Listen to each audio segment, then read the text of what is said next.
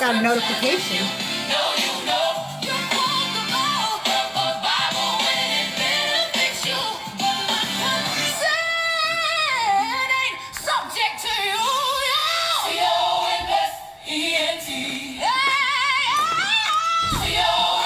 Sorry guys, having a little technical difficulties over here. No praying, no touch, don't speak to me without my fucking C-O-N-S-E-N-T.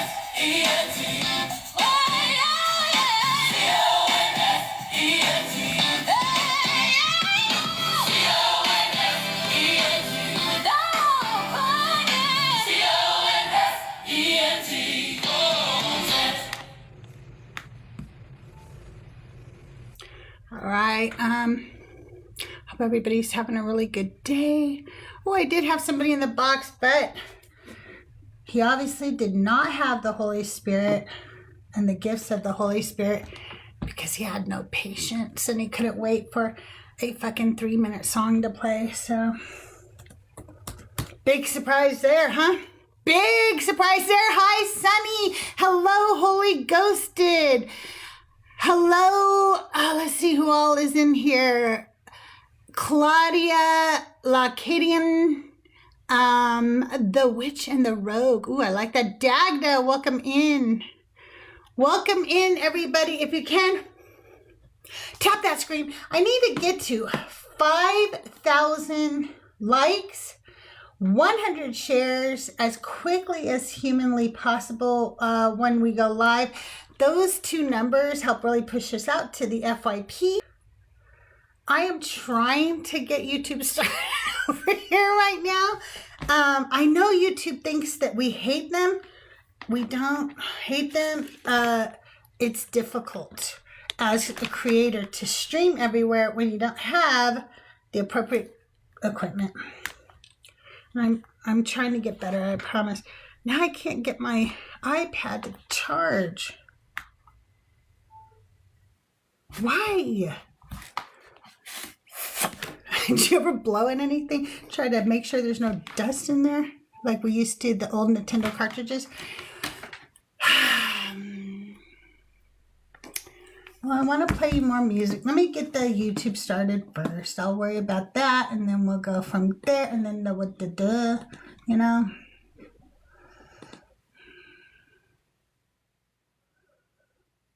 Sucks. I should have charged it.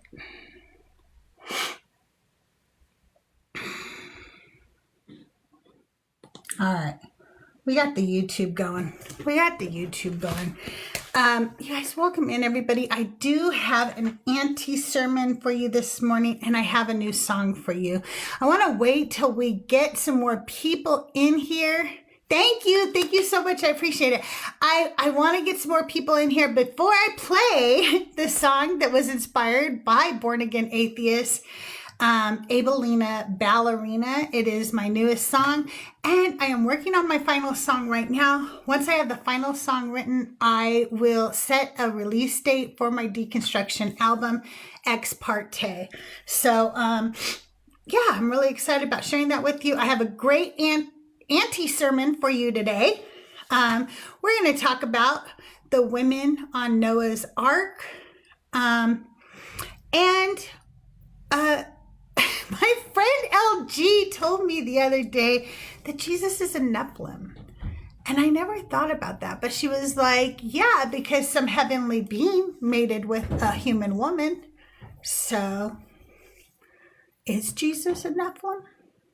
Let's find out today. Let's learn a little bit about Jesus and the Nephilim. It's a good question. I think it's worth asking, right? It's like, what creates Nephilim? What two things have to come together? Is it any heavenly being and a human woman? Or was it only certain heavenly beings and human women? Hello, Lilith. Welcome in. Thank you for being here. I really appreciate it. Yeah, right. I do too. It's just so interesting. I really didn't know about them when I was a Christian. I never learned about them. That was something I learned about when I was deconstructing. And I really thought I read this Bible. I think that even if you read the Bible when you're a Christian, like you're not really, you're not really reading it to comprehend for yourself. A lot of times you're reading it to confirm something somebody else has already told you. And so I don't think you read it with the same critical thinking skills you do when you read any other book. Does that make sense? Like, especially as a Christian, like I feel like I didn't anyway. Right? It's so true. Nephilim, aliens, I don't know. It's wild. And then like God floods the whole earth to kill the Nephilim, but the Nephilim survive. Is he a failure then? I don't know. I don't know. These are the questions that I think about late at night. I'm going to play another song for you here very shortly. Let me share out the live to a few more people. And then we can,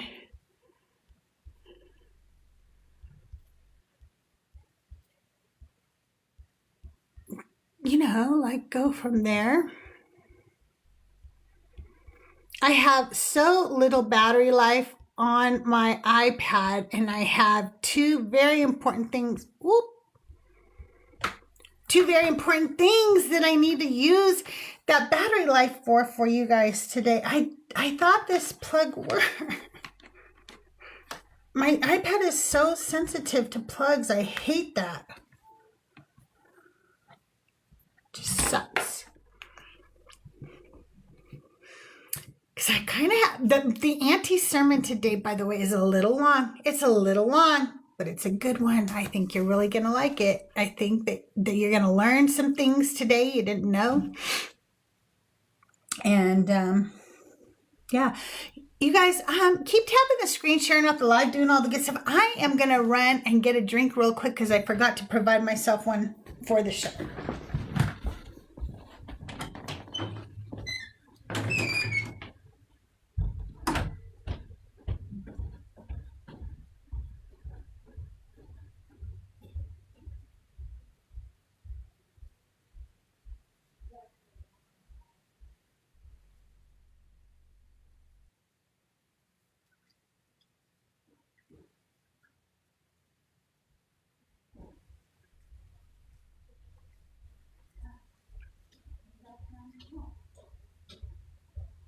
Just to keep you guys entertained, I will narrate everything. Now I'm coming back into my room. I'm shutting the door.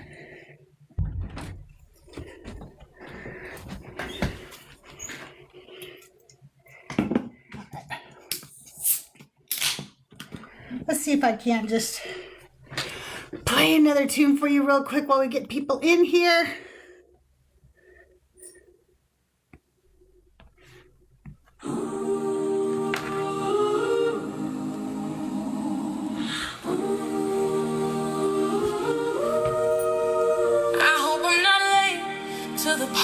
I've got something to say, and I want every gentleman here to have a front row seat for this ex-party. Ex-party for the ladies. One side talks, one side stays mute. You carved your covenant in If you're friendly and you want to come up and join me, we bore the sons that fill these seas, and you sign the pact without the one that believes.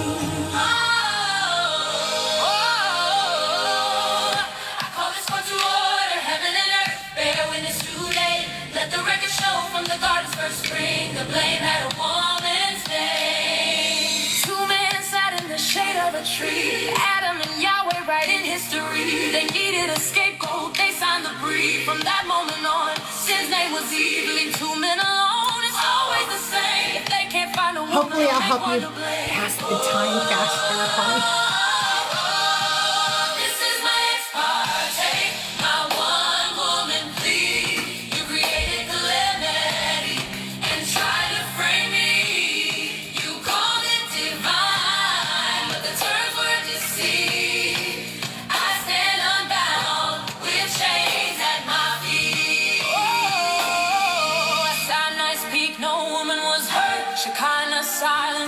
remain secured. Let the judge and jury see. The law can't bind what we didn't concede. The contract is noble as divine. May the record show no woman sign. Never needed a savior or lamb. Because the truth is, sin's name is man.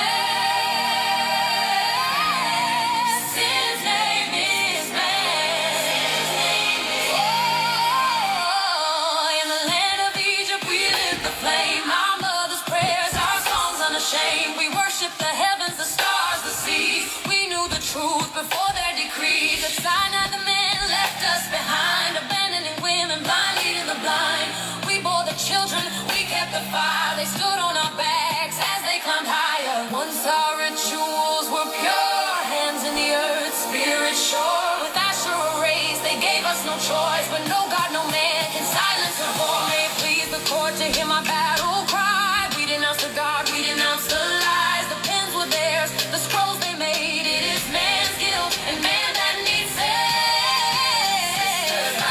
Rise up now, behold the power. It's time they bow. Fight out was never ours to share. Without the glory, there's no peace to bear.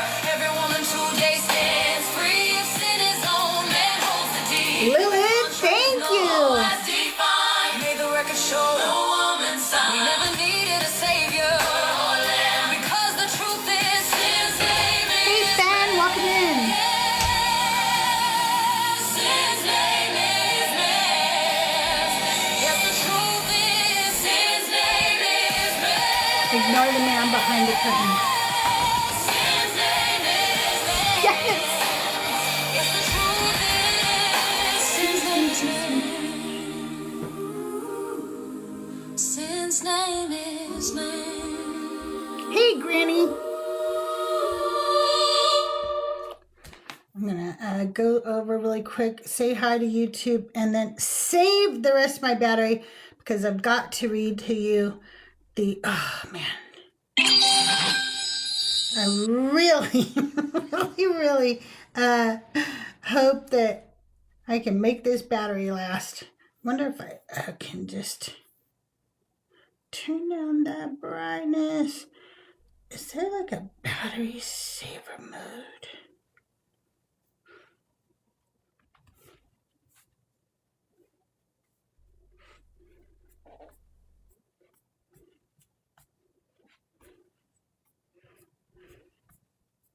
Closing down a bunch of these things would help. YouTube, welcome in. I am not ignoring you. I'm actually trying to make it so I can interact with you a little bit more on my iPad. Okay. All right. You guys, I'd love to get at least 20 people in here. I cannot see how many shares we have. So if you guys can make sure I'm over 100 shares, I know there's only 13 of you in here, but 100 shares, we got the 5,000 likes. I really appreciate that. Thank you so much for all your hard work with that. And then once we get those people in here, I can go ahead and talk to you today about today's anti-sermon, the women of Noah's Ark. And it's a good one today. It's really good. It was a little emotional writing this one. I'll tell you that right now. Thank you so much for all the shares, Sunny. I really appreciate it. Thank you so much. Christina Carroll in the house. Oh my gosh, you guys. I miss you so much, Christina Carroll. You're on so early now, and I'm so tired in the morning.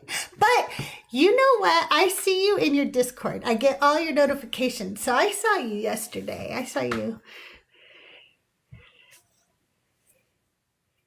Whenever I do see you, though, I pop in. I hope you know that, especially if you're battling. I try to send you some heart me's and populars and stuff because I want to watch you kick everybody's ass in those battles.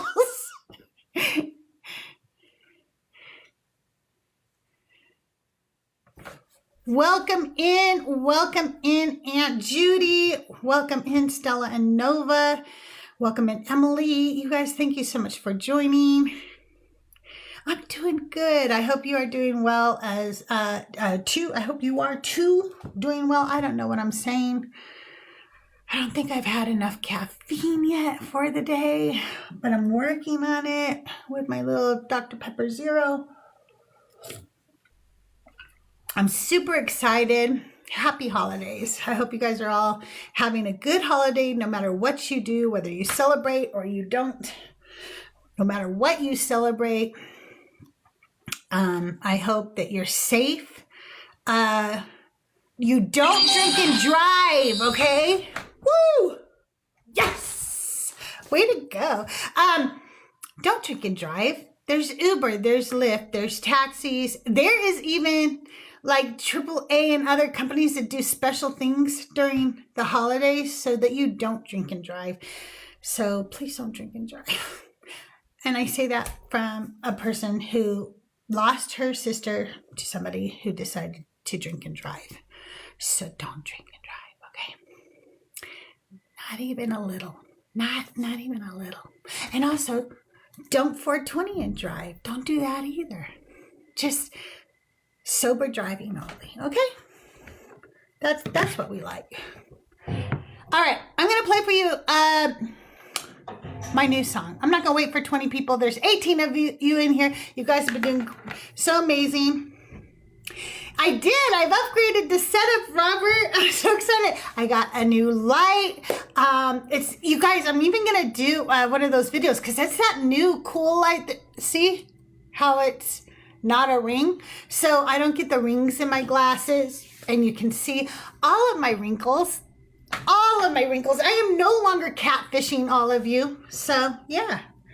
Okay, here is my newest song. This is a gift to Born Again Atheist. Born Again Atheist gets a lot of heat from men, as many women do on here. I used to watch like Christine and Carol go through this every freaking morning too, where it's like guys coming up and just hitting on her and stuff. Well, Born Again Atheist gets this weird thing that men do, and I just don't see men do this to men on this app. It's so weird to me. But they'll go, "What's your name?" And she'll go, "Born Again Atheist." And they'll say, "No, I don't want to call you that. What's your real name?" It's like, ew, shut up. What are you doing? And so she will go, "Abelina." Yes, Jared. She goes, "Abelina." And the more I watched her say that, the more this song had to be written. By the way, you guys, I just need one more of these heart things to reach the flash goal. So if you can, send one up. If you can, don't do it if you can't. But I wanted Abelina. Oh, thank you, woohoo! I wanted Abelina to represent all of us women who've been told that we cause men to sin, that we've been told that we're not good enough, women who've been abused by men, abused by pastors even, and the men continue to get away with it over and over again. And many of these women, many of them, but definitely, and I'm, I don't know everybody's story, but I wanted Abelina to represent all of these women. She's all of them, right? And a lot of women who have been victimized go on to try to empower other women. And so this is my song, Abelina Ballerina, and I did it in bluegrass because I really enjoy different types of worship music, and As you guys know, I coined the term now secular praise music, and I realized that I like all kinds, and bluegrass was one of the ones that I did like when I was a Christian. Emmylou Harris and other great, the Gaithers and so forth. So here you are, Abelina Ballerina.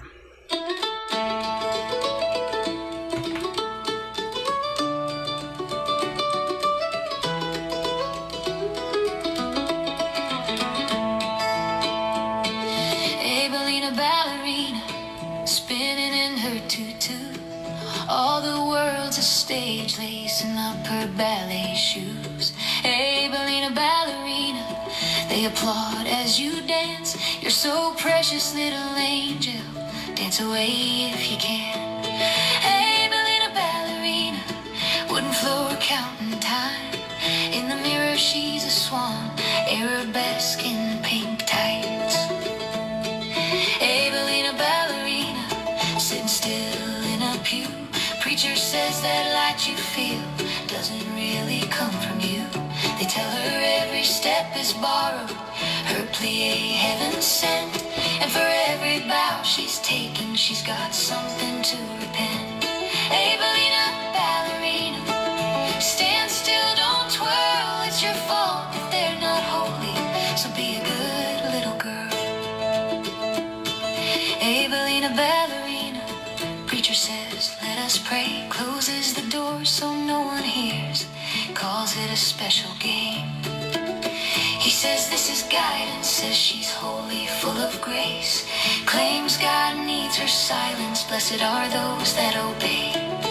Abelina ballerina, the light has left her eyes. She no longer hears the music, and her steps are out of time. Abelina ballerina, remember how you twirled. Who's to blame if they're not holy? You're still just a little girl.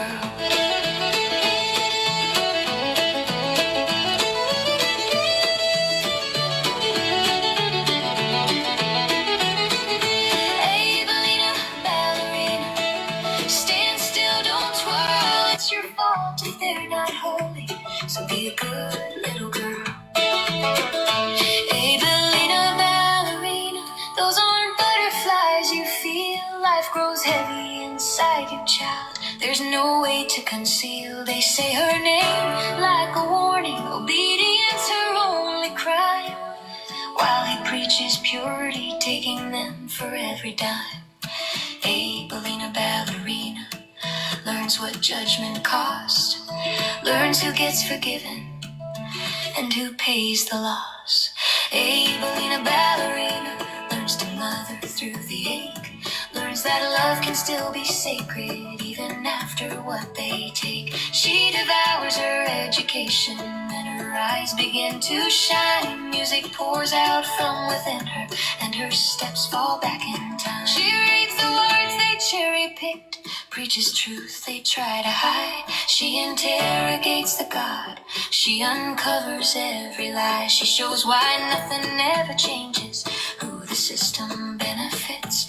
Men of God who feed on power, abuse, shame, and the grift. Abelina ballerina, show me how you twirl, spinning in the sunlight, dancing with your little girl. Abelina ballerina, dancing center stage again.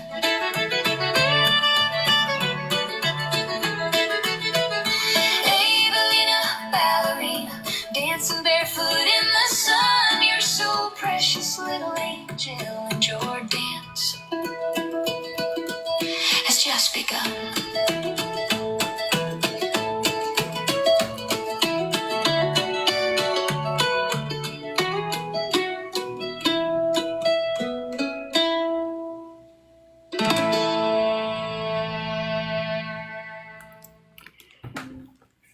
Thank you guys. Thank you so much. Nice, so You nice. out there who's her telling me it's your story too. I love you, and I'm sorry that that happened to you. Good morning, Mama Bash. Good morning. I love that song. Is that new? That is not me singing, but that's my new. Yeah, that's the newest one I wrote. Hang on, for some reason my my headphones weren't on.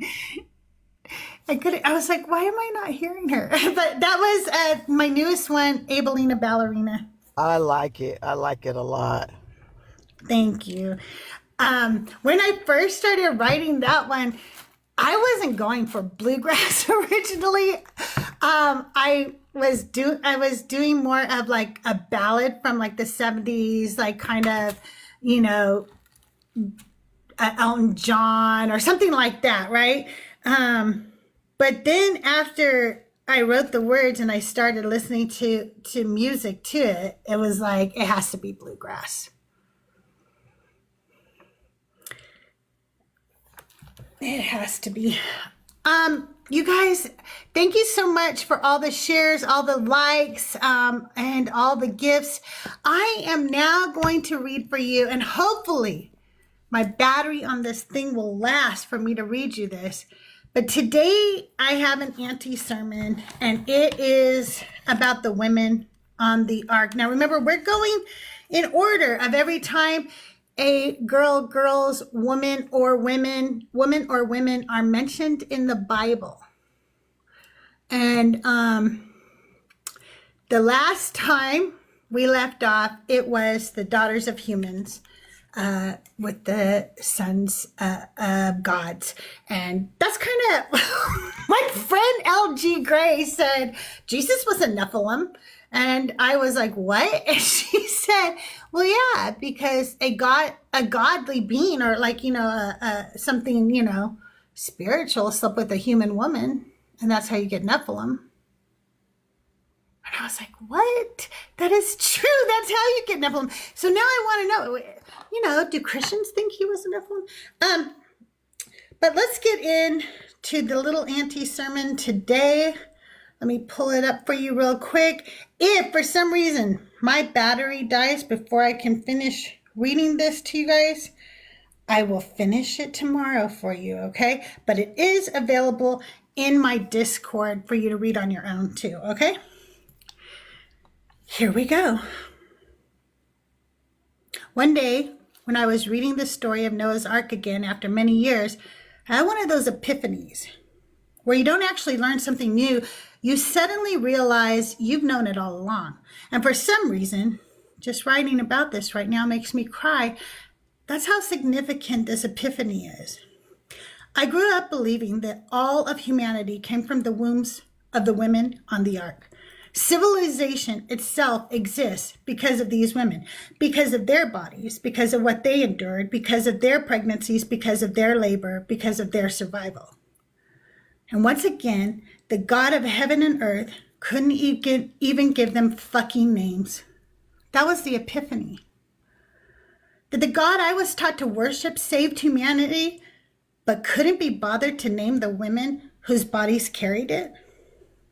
Do you know what that does to a child who has been abandoned by their parents?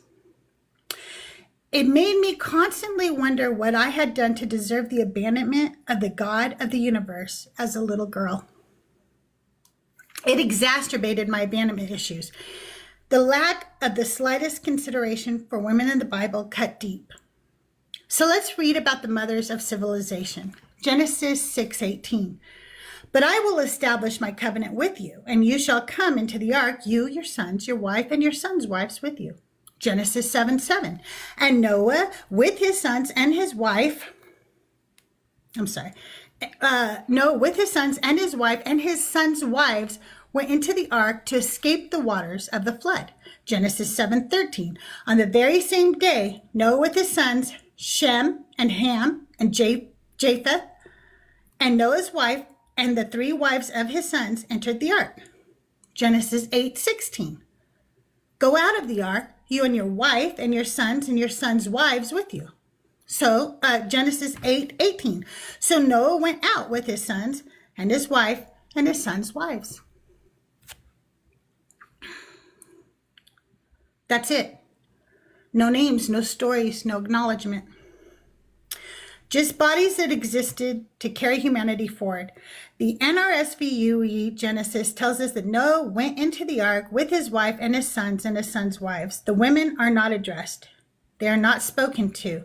They are not spoken about. They are simply there, lumped into the narrative like cargo, sometimes barely more distinguished than the animals they are boarding alongside. 8 humans survived the flood according to the story. 8, and the text only bothered to name 4 men. That alone should stop us in our tracks. Because if you believe this story, even symbolically, then every culture, every people, every society on earth traces back not just to Noah, but to these women. Women who endured catastrophe. Women who survived annihilation. Women who rebuilt the world with their bodies. And the authors didn't think they were worth naming. Now, some people will say, well, the rabbis talked about these women. And you're right, sort of. Because as we've seen before, when the text refuses to name women, tradition rushes in to fill the silence. In rabbinic midrash, specifically Genesis Rabbah 23:3, the rabbis decide that Noah's wife must have been Naamah, a woman mentioned earlier in Genesis. That identification is later repeated by Rashi, one of the most influential medieval Jewish commentators. But here's the part we don't talk about enough. The rabbis couldn't even agree on who Naamah was. We recently did a study on Naamah and learned her name comes from the Hebrew Naim, meaning pleasant or pleasing. And they argue she must have been righteous, a woman worthy of surviving the flood, a quiet helper behind a faithful man. We also learned that the other rabbinic traditions say the exact opposite. They described Naamah as dangerous, seductive, associated with music that led men to idolatry, a woman whose presence was morally suspicious. Same woman, same silence in the text, 2 completely different stories, and none of it comes from the Bible itself. Because when Scripture doesn't bother to name a woman, people feel free to project onto her their fears, their fantasies, their moral warnings. When women are unnamed, they become symbols instead of people. The rabbis weren't uncovering her story, they weren't inventing one. And notice this, even when they talk about her, it's still never about her experience, not her survival, not her fear, not her body carrying humanity forward after extinction. It's always about whether she was pleasing enough or dangerous enough. And that's not accidental. Because in a world where women are not named, women are not allowed complexity. We are either righteous helpers or corrupting threats, saints or seductresses, never full human beings. Rabbinic tradition tried to rescue Noah's wife from anonymity, but it couldn't imagine her outside the narrow boxes patriarchy allows women to occupy. So yes, the rabbi spoke about these women, but even then, they were still speaking over them. And then we get what Christians teach about her. And this is where things don't get better. They just get quieter. Because unlike rabbinic tradition, Christianity doesn't even argue about who Noah's wife was. It mostly pretends she doesn't exist at all. In most Christian teaching, Noah's wife and his sons' wives are treated as narrative background. They are there because they have to be there. They exist to make the story work, but they are never examined, never honored, never asked about. Christian sermons about Noah are almost always about Noah. Noah's obedience, Noah's righteousness, Noah's faith in the face of mockery. Sometimes they talk about the animals. Sometimes they talk about the ark as a symbol of salvation. Sometimes they talk about judgment and wrath and rain. Mostly they argue about whether this was literal or metaphorical. But almost never do they talk about the women. When Christian teachers do acknowledge Noah's wife at all, it's usually to say something like, she followed her husband faithfully, or she supported Noah's calling, or she benefited from Noah's righteousness. She is framed as an accessory to a man's faith. Her survival is not her own. Her obedience is assumed. Her body, the body that would carry the future of humanity, is invisible. And unlike rabbinic tradition, Christianity doesn't even bother filling in the silence with imagination. It simply leaves the silence there and calls it normal. And this is important to understand because Christian theology inherited a text that already treated women as property, already treated them as unnamed, already treated them as secondary. And instead of interrogating that, it sanctified it. Silence becomes holiness, erasure becomes humility, and women are taught that disappearing was a virtue. So when Christian girls read this story, we aren't taught to see ourselves as the mothers of civilization. We are taught to see ourselves as helpers, as supporting characters, as beneficiaries of a man's righteousness. And if we feel unseen by God, the answer is always the same: submit more, trust more, disappear more. And I need to say this clearly. Christian theology did not forget Noah's wife. It learned from the text that women don't need names to matter, and then used that lesson to justify generations of women being unheard, unnamed, and uncredited. That's not divine design, that's patriarchy with a halo. So if all of this silence feels intentional, if it feels like more than an oversight, then the question we have to ask is this: is this the only way this story has ever been told? And the answer is no.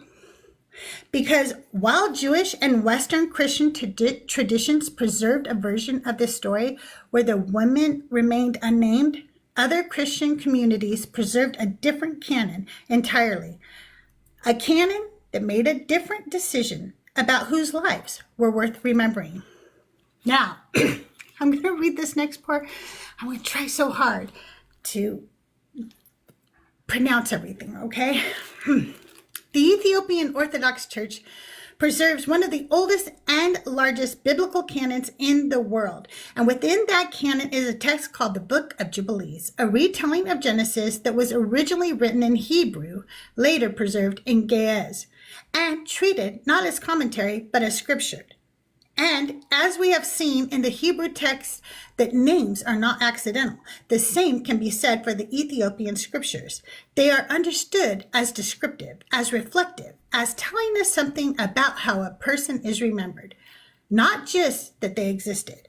And when we turn to that text, something changes. The story doesn't become less theological, it becomes more human, because in the Ethiopian biblical tradition, the women are named, not symbolically, not metaphorically, but plainly, directly, as part of the story of humanity's survival. Let me clear my throat real quick. Didn't want to do that in your ear. Okay. Jubilees 4:33. And Noah took to himself a wife whose name was Amzara, the daughter of Rachel, the daughter of his father's brother, in the first year of the 5th week. And in the 3rd year thereof she bore him Shem, and in the 5th year thereof she bore him Ham, and in the 1st year of the 6th week she bore him Japheth. Here, Noah's wife is not an unnamed attachment to a man's story. She is Amzara. She has a name, she has a lineage, she has a place in history. Jubilees 7:1.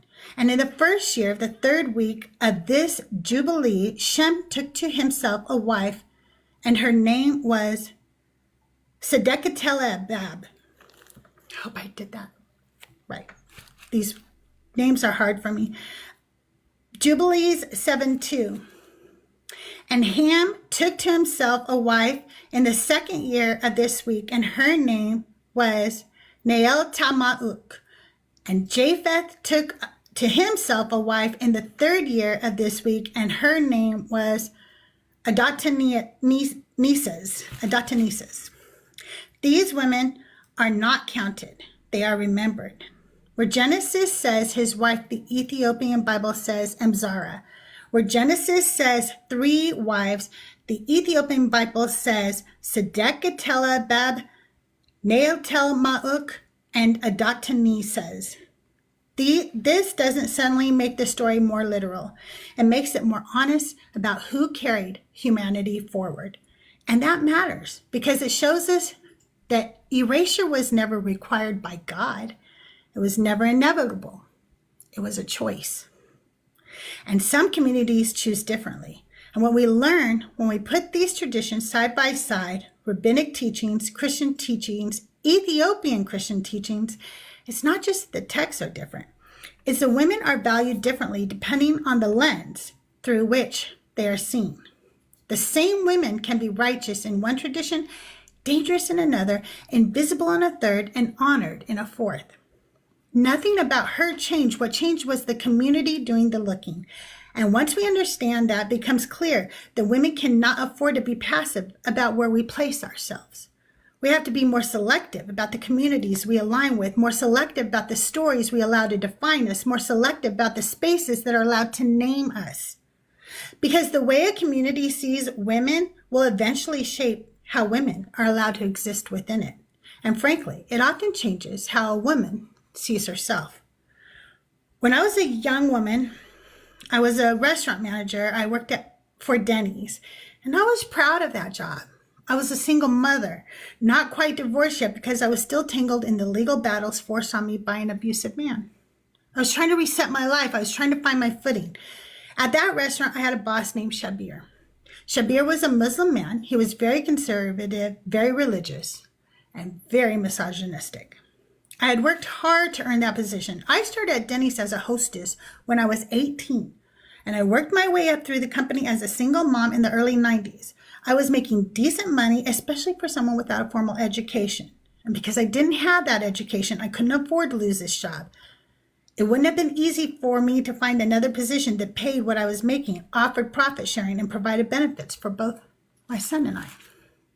So I put up with a lot of misogyny from Shabir and from the men he hired.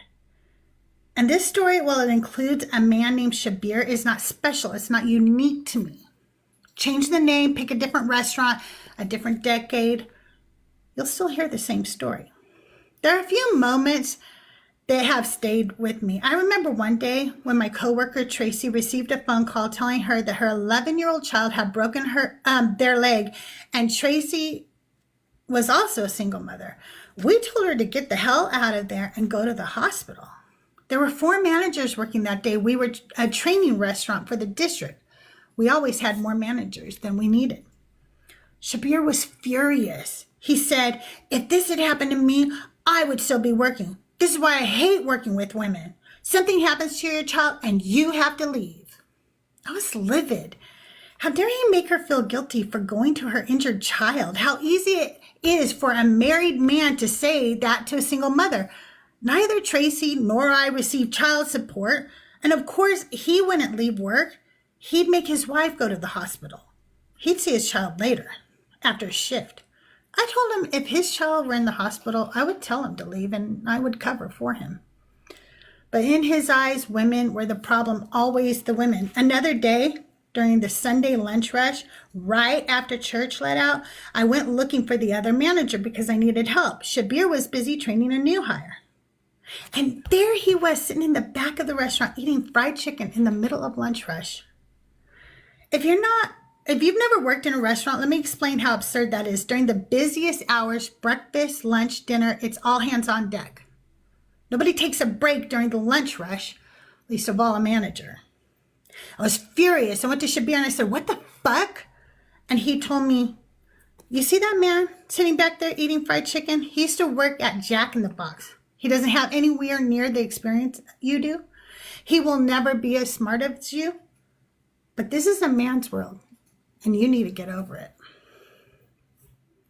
That message followed me for years. Different men, different settings.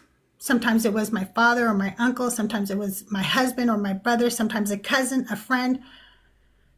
Sometimes they said it out loud. Sometimes it was in what they didn't say. And then years later, I found TikTok. I didn't know what I thought that app would be. I never imagined it would become what it has become for me. But through TikTok, I found a community. We call ourselves the Deconstruction community, a large, diverse group of people dismantling harmful religious beliefs. And as many of us deconstruct religion, we are also deconstructing misogyny. I won't pretend the work is finished. Even the men in that space will tell you they still have learning to do. But what matters here is this. The way women are seen in this community is different. Some of the first people to recognize something valuable about me, about my voice, were men. Joyful Apostate asked me to be his co-host because he felt safe with me. He trusted me. Benny Boy trusted me enough to invite me into building the Deconstruction Junction Discord server. Through that space, I met more men. Justin from Deconstruction Zone, who later founded the DZ Foundation and asked me to serve on its board of directors. These men see me through a different lens. They honor my name. They give me a seat at the table. They make space for my voice. And that difference is everything. And that's when something clicked for me. Because the way I am seen in the deconstruction community mirrors that what we saw earlier in the Ethiopian Christian tradition. Not because the people are perfect, not because the systems are flawless, but because of the lens being used. The Ethiopian Christian community looked at the story of the ark and chose to remember the women. They didn't invent myths about them. They didn't argue about whether they were dangerous or pleasing. They simply acknowledged their humanity and gave them names. In the same way, the men I encounter in the deconstruction community didn't ask me to shrink. They didn't require silence. They didn't need me to be useful in order to be valued. They saw me. They honored my name, and they trusted my voice. And just like with the women of the ark, nothing about me changed. What changed was the framework through which I was being viewed. Both communities made the same choices to recognize women as full participants in this story, not background characters, as contributors, not accessories, as people worth naming. And once you've experienced that kind of recognition, even once, you can never unsee the difference. And this is what all of this has been leading us toward.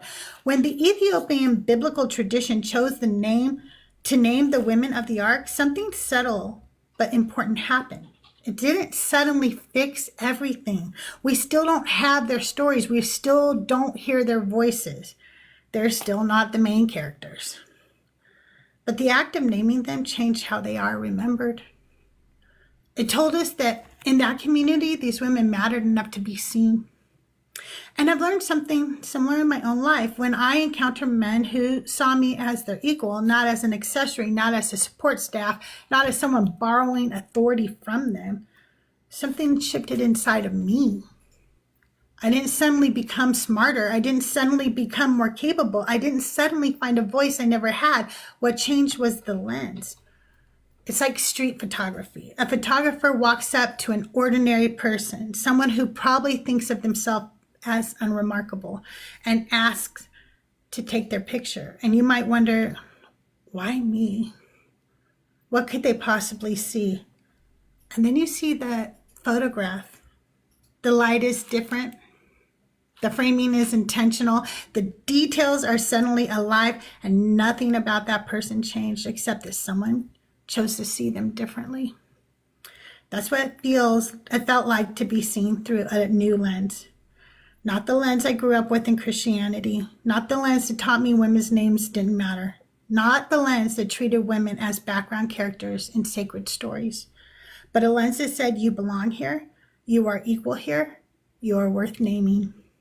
And once you experience that once, you can't go back to believing that invisibility is normal. Because being seen doesn't change how others perceive you. It changes how you begin to perceive yourself. And that's today's anti-sermon.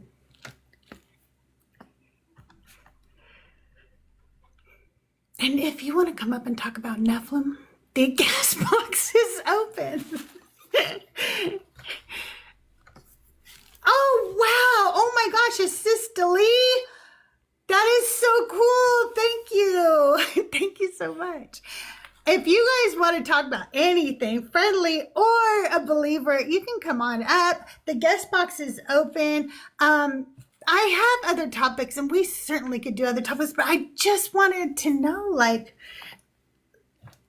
what was Jesus a Nephilim?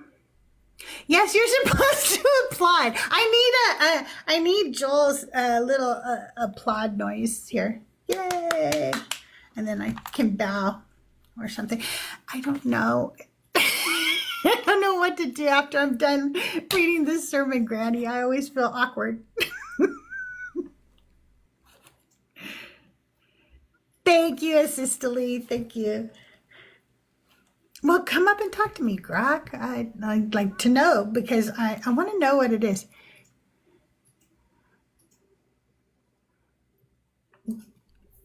We have some very good men, very, very good men in this community who are very supportive of the women of this community.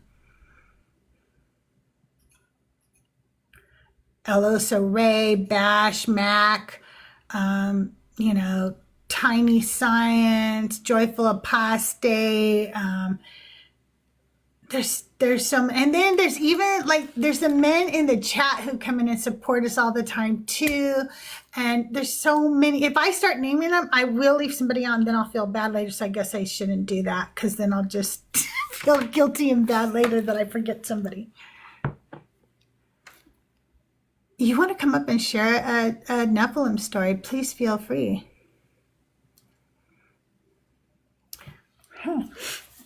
But how do we know, Grok? How do you know Jesus wasn't a Nephilim?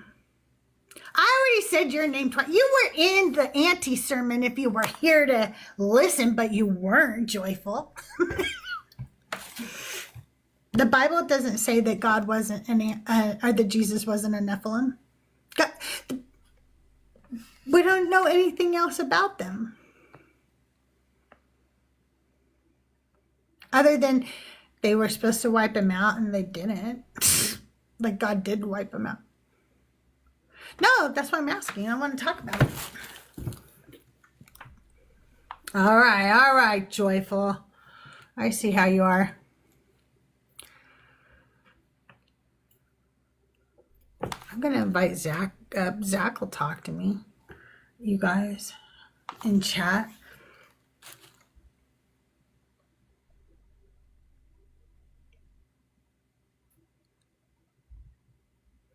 Well, maybe I'll pick another topic.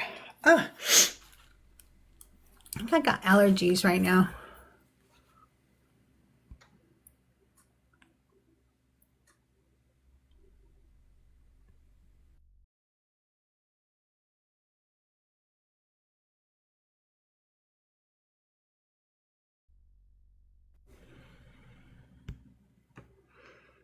Maybe somebody will come up and talk about this. Maybe they're scared to talk about the Nephilim. If you are a believer of any god, gods, or higher power, and you'd like to talk about whether they're useless or not, come on up. Thank you. Thank you. That's right.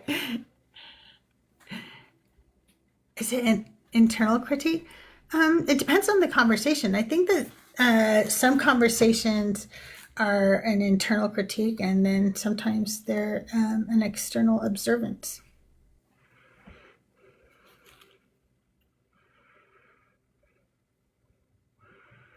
Was it? I don't know, because I thought it was an angel that comes and tells her, but I thought it was the Holy Spirit who creates the baby with her. But I don't really remember because I haven't read any of those stories in a really long time. I don't even know what. Okay, so I had to give this app. Okay, let's go with.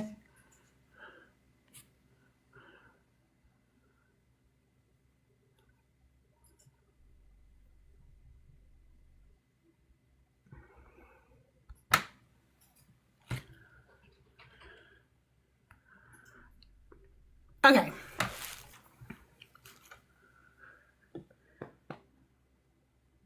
New gift goals. If we do get the 12 turkeys, I'll stay an extra hour today. Yeah, that's what I thought too. I thought like the angel came and told Jesus or told Mary, and then, and then the Holy Spirit swept in. Like the angel was the wingman. The angel is the wingman. He's like, okay, I'll go pass her a note and have her circle whether, she likes you or not. And then once he told her, then the Holy Spirit was like, okay, now I got this, bro. That's what I thought.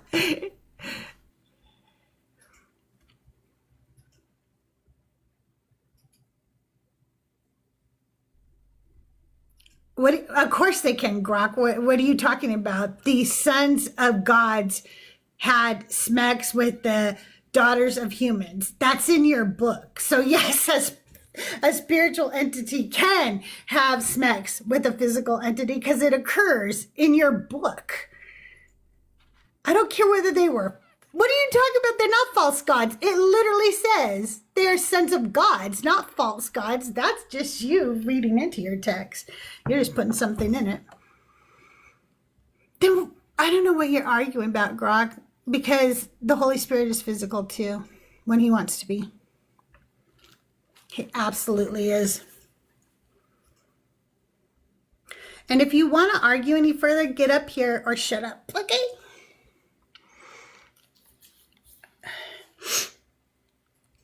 Little keyboard warriors. Mama Bash must be very busy this morning.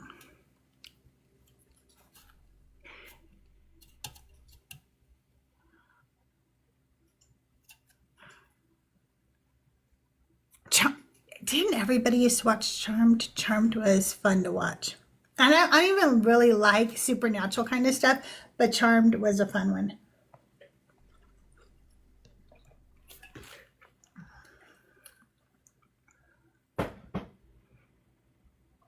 It was fun. It was a good one. All right, well, I'm going to play one more song before the battery in this dies completely. We're going to listen. Oop, not that one again. Not that one again. Sorry.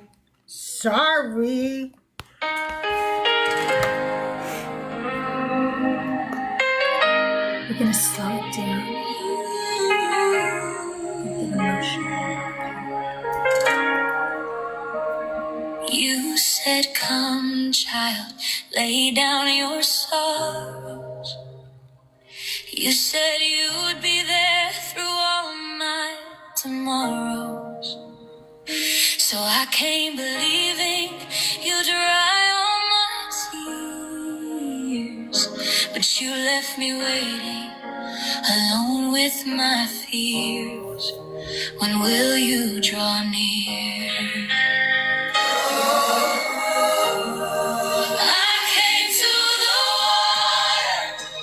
Robert, thank you so much. Thank you so much. I really appreciate it.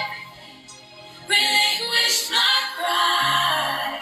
I cried every teardrop and looked to the sky. But I found myself sinking in the flood of your light. I actually thanked you, but I don't think you were here.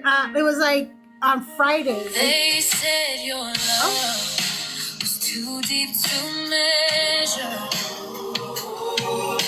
That losing myself would make me your treasure. I gave up my voice, my identity and name, and called it devotion, but it was just shame. Oh, you did? Still Oh, okay.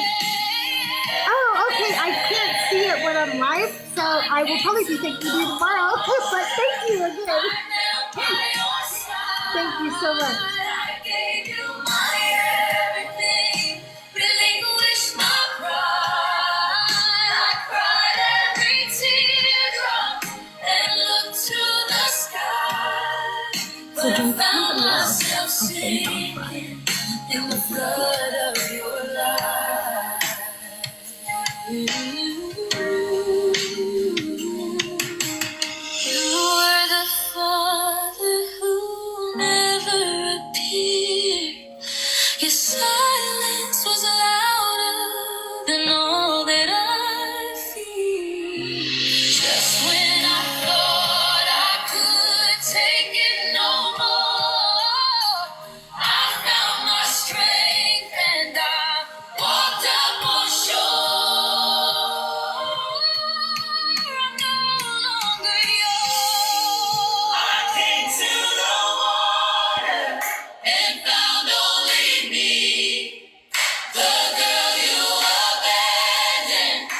when she was just 3.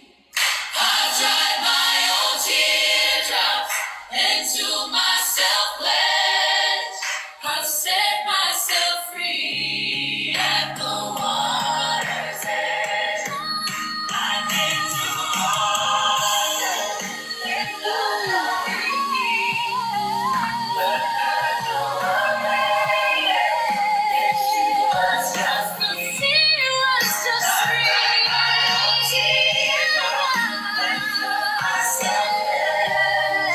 I've set myself free at the water's edge. I set myself free at the water's edge.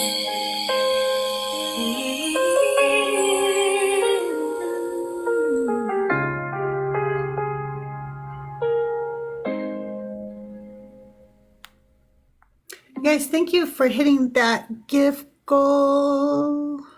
Looks like that was one rose, and I appreciate it. I'm going to pin the heart me. If you haven't done your heart me yet, and you can, and then collect your points, that really helps boost us out into the algorithm.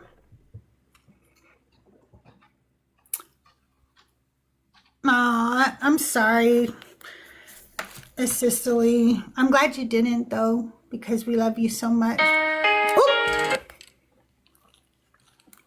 Actually, what I'm doing is I'm trying to get enough money to get a real computer and not a laptop. The laptop cannot handle the ability to stream all the places. So that's what I'm doing. But I needed first to upgrade some basic equipment needs. One was the light and the blackout curtains. So we got those. That's freaking awesome.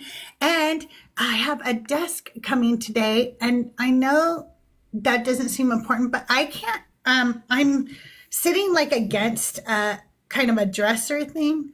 And because of it, I can't scoot up to it. And it ends up just hurting my back because I'm kind of hunched over all the time when I'm doing the shows. And I could go live longer if it wasn't like that. So yeah, so that's the next thing too. And then we're going to upgrade the computer and it'll be amazing. I'm really excited.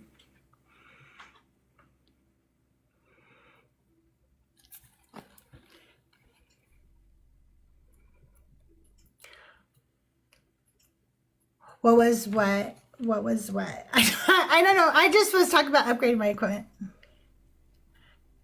Yes, we're still in the baby watch phase right now. And so the baby's actually due like the first week of January. Is that she was a doctor, so she was working all the time. Oh, I'll tell you just a second till here. And working all the time was making her go into premature labor. So they got her home. She's been resting, and that baby's been holding on now, which is really good. The longer that little baby cooks in that tummy, the less time it will spend in the NICU. So I am, my next upgrade is for my chair. This chair was comfortable when I first got it, but was never a chair that was made to sit in for long periods of time. You know what I mean? It's not comfortable after a while. It's just not. But I also, I do my show in my room. And when I get done in the evening, I'd like to be able to spin around in the chair and kind of relax and be able to watch movies with Doug and stuff. So, well, come on up and talk to us about it. I'd love to hear more. I don't think I have that. I have an Amazon wish list. It's in my bio, but I haven't put a chair on it yet. So I should probably do that. So maybe when I get done with the show, I will put some chairs in there. I don't think I have, because I was trying to figure out what kind of a chair I wanted at first, you know? Okay, I will. I'll do that. Pretty excited. We're getting everything upgraded. I will be doing the anti-sermon. By the way, I think it's really funny because my chat GPT thinks I'm saying anti like AUNTIE. So my chat GPT calls these auntie sermons, and it is kind of cute, I think. Like, I'm your auntie, and I'm doing a little sermon for you.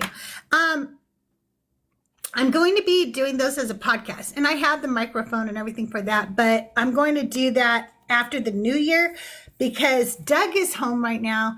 And if anybody knows anything, you need some like complete quietness when you're recording stuff like that. And I don't like to make people have to be super quiet if at all possible. So I want him to be able to walk around and do whatever he has to do and not worried that he's, ruining everything.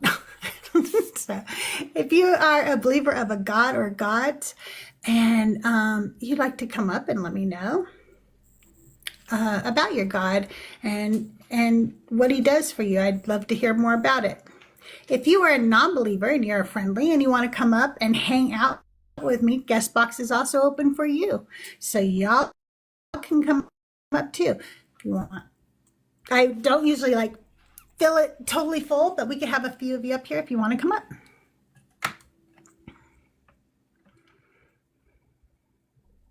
Okay, I will. I'll check that out. I will check those out. That's a really good idea. Ken, I did an auntie sermon the other day, and I don't think you were here, but I talked about Weird Al in it. By the way, if you are not in my Discord, the link is in my bio. It's absolutely free to join. I don't know if that's sent to you or not. I'm trying to, though. Oh, I don't know if it's sent it to you or not. Benny, you're more than welcome to come up, by the way. But in my Discord, there is a channel called Auntie Sermons, and I put a PDF there for you guys so you can download the sermons yourself.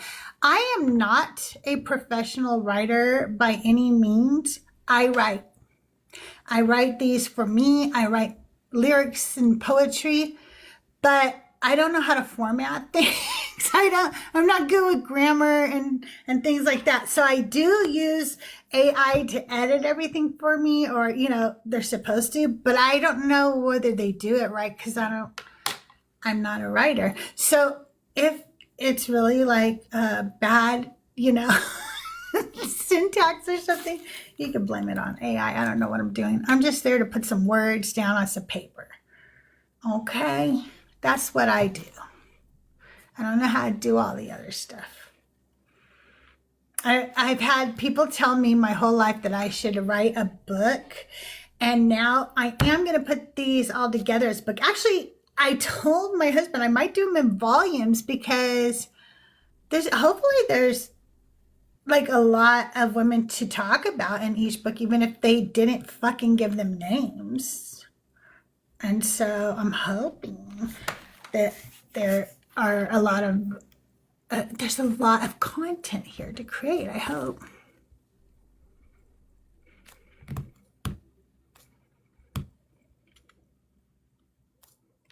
I don't want to do a restart, but I'm feeling like I'm gonna need to. We're gonna listen to one more song while we're waiting and while I still have battery to go on this. Sorry, not that one. We already heard it. Well, maybe I'm not. Yo, when it's That's one of my videos. I don't know why it's playing it. It's your intuition. Did you guys see that video of the guy who said that the intuition is a body part? That was my favorite thing ever. He said it was a body part.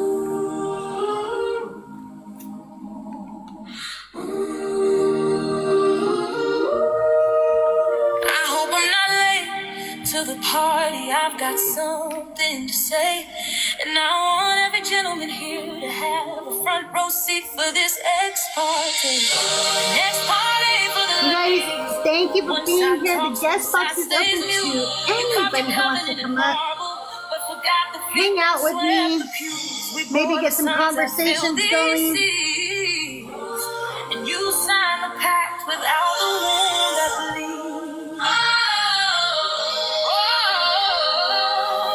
I call this court to order, heaven and earth bear witness today. Let the record show from the garden's first spring, the blame had a woman's name. Two men sat in the shade of a tree, Adam and Yahweh right in history. They needed a scapegoat, they signed the brief. From that moment on, sin's name was Eve. Leave two men alone, it's always the same. If they can't find a woman, they'll make one to blame.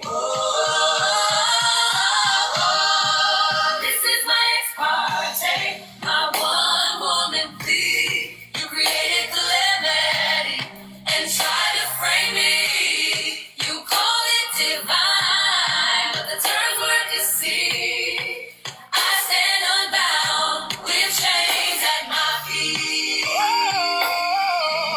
Sinai speak, no woman was hurt. Shekinah silenced, her fate secured. Let the judge and jury see. The law came by, but we didn't concede. The contract is known as divine. May the record show no woman side. We never needed a savior or lamb, because the truth is sin's name is man. Sin's name is man.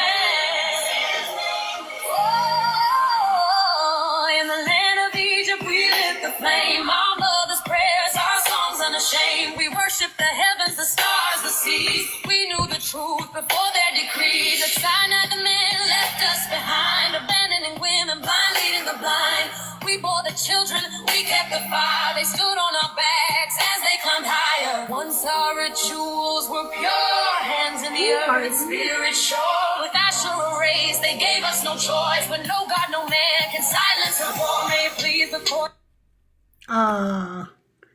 to hear my battle cry. We denounced the God, we denounced the lies. The pens were theirs, the scrolls they made. It is man's guilt and man that needs saved.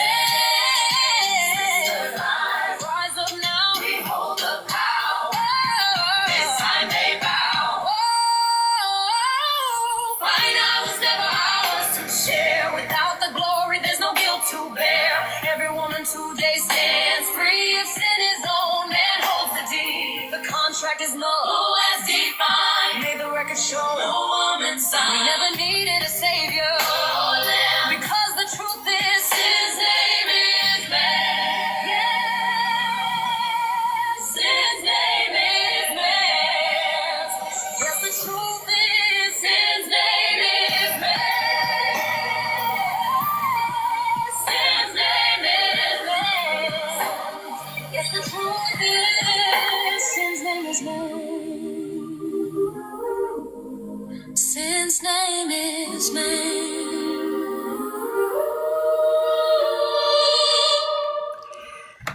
All right, you guys, if you are a believer of a God or gods, a higher power, and you have faith, and you want to come up and talk to me about your faith and why it's good, the guest box is open. If you are a non-believer and you just want to come out and hang out with me, you want to say hi, you want to tell me about a deconstruction story, whatever, the guest box is open.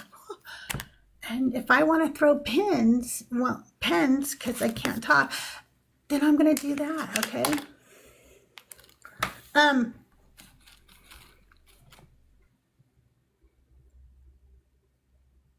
Hi, Lathe. How are you? Welcome in. Welcome in. Oh, no. Something happened to my stream over on the YouTubes. I'm not having a very good morning at this, am I? That's not good.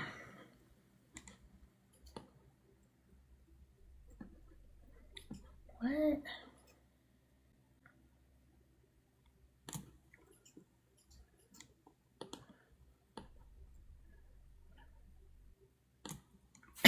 It gave me one of those puzzles to do, and they accidentally put two pictures that couldn't go together, and you were supposed to slide the puzzle over, but they don't go together because one of it is backwards, so I can't complete that puzzle.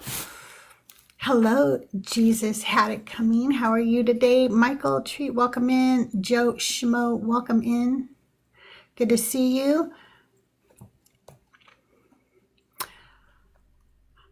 If you are a believer of God or gods or a higher power, if you have faith in something greater than yourself and you'd like to come up and talk to me this morning, I am just still on the quest to try to understand why faith in something is good. I'm not talking about the trust we have in the fact that we have a car that might start. I'm talking about the faith that is described in the Bible as evidence. Faith is the evidence. It's a circular reasoning thing, but that's what the Bible says.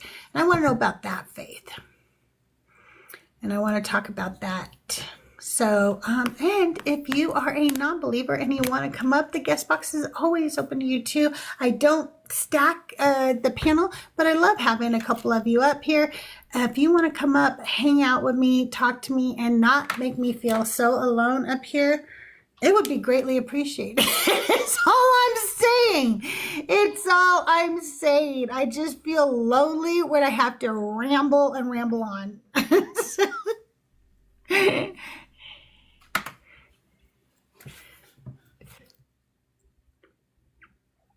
Come on. There it goes. Hi, how are you? I'm good. And Crystal, how are you? Doing well. It's so good to see you. It's good to see you too. I just a few more minutes and and excuse me. I'll be going back to bed. Get up. This is Lee. So I thought I Hang on one second. It's hard to Wait for a hear you. I second. think that you have a Wi-Fi problem. Oh, that's Yeah, you have because a I'm little in bit the of red library at work bars. and it sucks. Oh, I'm sorry. No, I got one.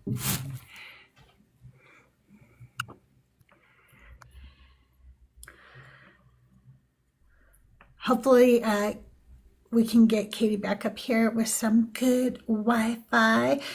Eddie, good to see you. Okay, sounds good, Katie. Guest box is open for you. Well, I really enjoyed the anti-sermon this morning. I hope you guys did too. I found it really interesting when I was doing the research for the study to even find out that there was a version of that story that named the women, because I never knew that. I never knew that before in my life. So finding that out was really cool because it always had made me sad that, hi, Rabbi Hannah, if you want to come up, guest box is open. It always just made me sad that supposedly everybody came from those women and then nobody named them in the Bible on it. That made me sad. It made me, as I read through the Bible again now, we do non-believers Bible study every Wednesday at 11 a.m. Pacific time right here on my channel. Often I am accompanied by the amazing Rabbi Hannah or the amazing Rav. I don't know what he goes by now. I always forget because I always call him Rabbi Bert. As I'm going through it again now, it's hard as a woman to read through it again and just see how dismissed you are, how fucking hated you are, how hated you are by this God, by these men, how fucking threatened they were by our mere existence. Understanding that this a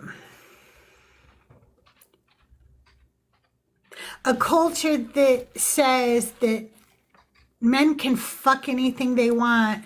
If women do it, they're whores. We don't even have a word equivalent for men. And men go, well, a male whore. It's not equivalent. Because you have made it very clear since the dawn of time that it's okay for you to fuck anything. But if a woman wants to fuck anything, she's a whore.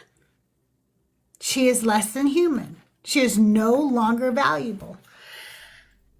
And the Bible just consistently just dehumanizes women. It forgets human, erases women. It dehumanizes women, erases women. It belittles the women. I don't know. It makes me sadder now. I think the more I go through it and see all these women who have no stories, no identities, no voice, it makes me really sad. Oh, look how cute. That was so cute, Sister Lee. Thank you. That was adorable. Thank you, Rod. Thank you so much. You guys, thank you so much for the likes and the gifts. And I'm just having difficulty even getting somebody up here to talk to. But hopefully we'll get there. Hey, Dugald, how are you? I'm good. Hi, friend. Good to see you. Good to see you. How are you? What's going on? Nothing much. I'm just trying to, get somebody up here to talk to me this morning about why faith is good. Usually this one gets them to come up because they want to tell me that I have faith in, my laptop and shit. You got faith in science. You got faith in evolution. You got faith in the sun, don't you? Yeah. Okay, Cicely, I hope you sleep well. All right, I'm going to bring Katie back up. Okay, is that Hey, better? Katie. Yes, it is. Okay, I couldn't hear you before, so continue, please. Oh, I was just saying I had some time on my lunch break left, and I didn't want you to be alone.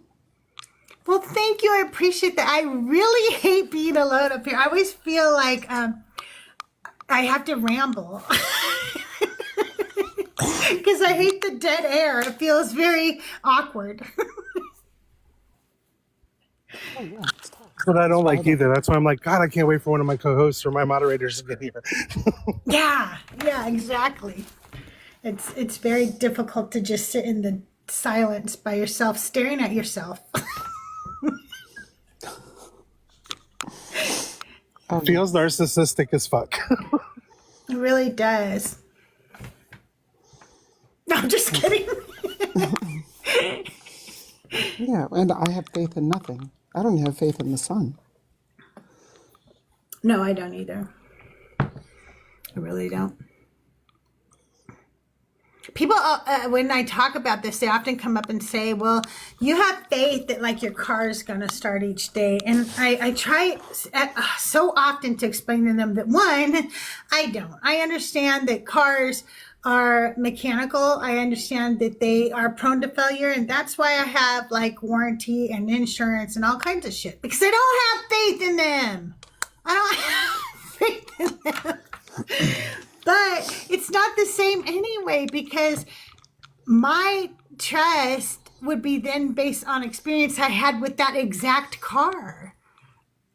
There's no experience I've had with some invisible God, And then the first time that it didn't start for you one time, you wouldn't have any trust that it would start every time.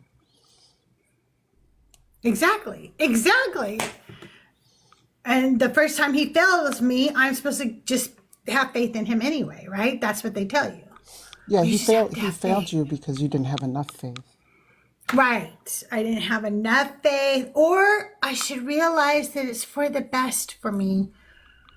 I don't understand the grand plan. Boy, I tell you what, that's like a trigger warning statement, right? Right? Because they use that for everything. Mm-hmm. What did they teach me? I'm trying to remember. It wasn't that God was testing you. It wasn't a test. They rephrased it somehow. They moved away from that test thing. It's been so long. Like it's They been do over. like to say that test one though, because like a metallurgist or whatever they are, will test the metal underneath the fire and refine it. Yeah. Okay, whatever. Oh no, then they send it to me because I use ultrasound to grade material. And then I give them data to say, oh, it's good. Oh, that's cool. That's really interesting. Yeah, it's all right. It's a living.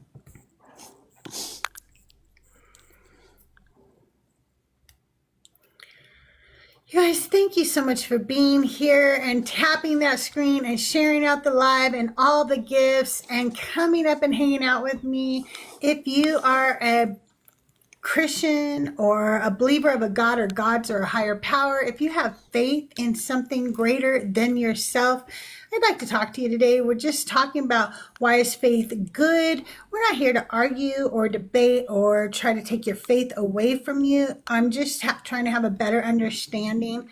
It's something that I'm told regularly on these shows is that I just got to have faith. And I want to know why. What good is faith? What will it do for me? And if you're over on YouTube, thank you so much for being here, by the way. I'm sorry, go ahead. I was just going to give you a spoiler to that question. Nothing. Okay, nothing. Hey, Stumpy, welcome back to the show. You've been here before, right? Yes, ma'am.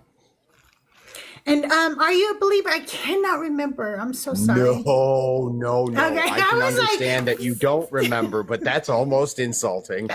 I'm sorry. I was like, that's why I didn't assume you were, because I was like, I don't think he's a believer. And then I was like, I don't think I should assume that. Something reminds me like that this is not a believer. How are you doing today? I'm doing swell. Thank you for asking. And what is faith good for? Ignorance. That is all that it is good for. Exactly. That's how I feel too. I kind of want a new song. Well, by definition, not just by feeling, but by definition, in fact, faith is a lack of knowledge and understanding. Yeah, it's true. Katie, what new song do you need? Do you want? I can't think of the title. You know the song that was like, War, what is it good for? Yeah. Absolutely nothing. I'll just take War out and put faith. It works. Yeah, that's a good one too. Faith. What is it good for? Absolutely nothing. Absolutely nothing. Say it again now. Maybe Joel could do that for us. Joel, if you're listening somewhere in the ether, could you do that for us? Do a little parody? Please, Joel. I have to say, like, you Some know, of the effects of faith, on the other hand, are very bad. True. yes. My apologies, there must be a delay. Yeah, I think there is a little delay. I don't think anybody's trying to talk over each other. No, because we're all non-believers. We're polite. Exactly. I don't think any of us are. I'm not always polite, but Well, yeah, to other non-believers. How's that? Yeah. fair. No, actually, I go on quite a few Christian channels, and I tend to be me, no matter where I go. It's kind of this new thing. It is cool when you deconstruct and you realize you can just be yourself wherever you are. Like, I don't have to, because that's another thing I don't think we talk about enough is how you are taught to be fucking fake as a Christian. You're like taught that. Like you behave certain way in front of people and certain people, and you behave differently around other people. And that is something that is ingrained in you when you're a child as a Christian. At least it was for me. I have talked about how I've even called my parents out before when I was a kid because I didn't understand hypocrisy, right? I saw it, but I didn't understand it. So like one time, my parents were having the pastor over and they had this cabinet above their stove. And up in the cabinet is where they kept hard alcohol. My parents didn't drink hard alcohol. My mother drank wine, like Ernest and Julio Gallo, big jugs of wine Oh my that God, eventually yes. became boxes of wine. She drank that, right? And so that cabinet was up there, but I never really saw, like, maybe a special occasion, or if a guest came over, they would fix a guest a drink if they wanted one or something. But it wasn't like, it was just a cabinet we knew existed. It was up high so kids couldn't reach it. And that was it. But when the pastor was coming over, she took all the liquor out of that cabinet and hid it in her master bath because he wouldn't be going in there. And I was like, what are you doing? And she goes, well, we just want to put all this liquor away because the pastor is coming over. And I'm like, okay, why would he go in that cabinet? Like, why are you moving it? You can't see in that cabinet, right? And then two, I was like, I said, but isn't that like being a hypocrite? That did not go over well with my mother. That did not go Oh, so Let me guess, she did the most Christian thing she could think of and possibly chastised you. Oh, I'm sure I was told to shut up and go to my room. I'm very sure it was something like that. She continued to move that alcohol. I promise you that. And she just told me to shut up and go to my room. so I'm gonna share a little bit of a early deconstruction. My signal is shit. I'm going to drop out and jump back up if that's okay. Okay, Stumpy. That sounds good. Thanks, Go Stumpy. ahead, Katie. So I was raised Catholic, as I told you. I remember about 7 or 8 going for my first communion and standing outside the church, like in our little robe, that we have to wear for it, with my father, and going, this is all made up. We made this all up because we didn't understand what the stars were. And he just patronized me, and I went for 20 some more years of Catholicism. And conversion therapy and other things, but trauma and indoctrination. But yeah, I was a skeptic from the beginning. I didn't really talk to I learned at a very young age that to shut up and not talk to anybody in my family, really. I went and I asked tough questions. I was shut down. So when I had questions as I got older and older, I turned to apologetics because I thought apologists were biblical scholars. You know what I'm saying? So I didn't understand that difference because I was really young when I started having the questions and stuff. And I wasn't going to go to my mom and dad with that. So found apologists and really got into that. And that's how I allowed so much to be excused away, Yeah, I think it. So I was like between 6 and 7, 5, 6, 7 when my father was finishing his chemical engineering degree, and I went to college with him on the weekends, right? So I learned like critical thought and scientific method, and like from young. And Yeah. So maybe that's why I was like, whoa, wait a minute. But I still had to be a believer. I still. I think Catholics are actually a little like talking to people like you and Boma and so Farah, and I got off easily in the faith with Catholicism. And I didn't even get it that easy, but in terms of like, Catholics aren't literalists with the Bible. We barely even really use it that much, and when we do, it's all like contextual and interpreted, not literal. And, Yeah. Methodists I grew up Methodist, and Methodists don't take things as serious as I did. Okay. I had abandonment issues, and I didn't want to be abandoned by God. so you know what, I can see That was hard. I could see that. That was a hard one. So I put that shit on myself. Yeah. My church didn't put that on me. Youth pastors did, and me. I did that. I said, you have to be better than any other little Christian girl. Oh, Crystal. Oh, wow. Didn't know I was going to cry this morning. But yeah, I just really felt like I had to be the best. And so I eventually, as I grew up, I would join youth groups, get very involved. And then when I got a little bit older, I went non-denominational because I felt that the Methodist Church didn't take the Bible serious enough. You know, I was one of those Christians who saw that there's some stuff that you're supposed to that basically be hateful about. And I didn't think they were hateful enough, I guess. Yeah. And so I went non-denominational because I thought that would be more true to what the Bible taught, right? And then I eventually became Quaker, and Oh, wow. really, really got involved. But then that was when I feel like I feel like there were little cracks all along the way with my belief in the system, right?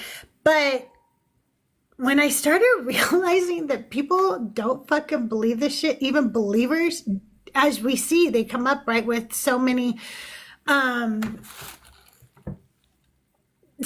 definitions for words and things. They don't really believe what the Bible says. They make it up as they go along, right? Context, it's an adventure, choose your own adventure, right? You know, that I started realizing, wait, if they don't all believe this shit, why do I? And that's when I really started to question things. Hey, Guppy, secret Mog. I thought you were going to bed. Yeah, the sleeping is not going well. As Welcome to the show, Sisterly. Same with me. It oh doesn't my go well god, when this I guy try. in chat's trying to tell me I'm like not a good Christian, and I was never a Christian. I'm just like so sad that I lost the talent show. So sad. So sad. So sad. That's I wonder why, right? Like, Yeah. he just comes in and says stupid stuff in chat, but doesn't have any substance to anything he's saying. Get up here. You got no spine. Right? No spine whatsoever. It's crazy. And like people block that guy, right? I don't even have him blocked. He could come up, he can spout his nonsense, but he won't because he has nothing. That's the thing. He's got nothing to stand on. Yeah. Welcome in, everybody who's joining. Dr. Jem, welcome in. And I'm glad you enjoyed my song. I know it makes people cry, but I think that sometimes you have to cry to let some of that shit out, right? Maybe it kind of washes it out a little bit. Let it out. Let it out. Yeah. Better out than in. Exactly.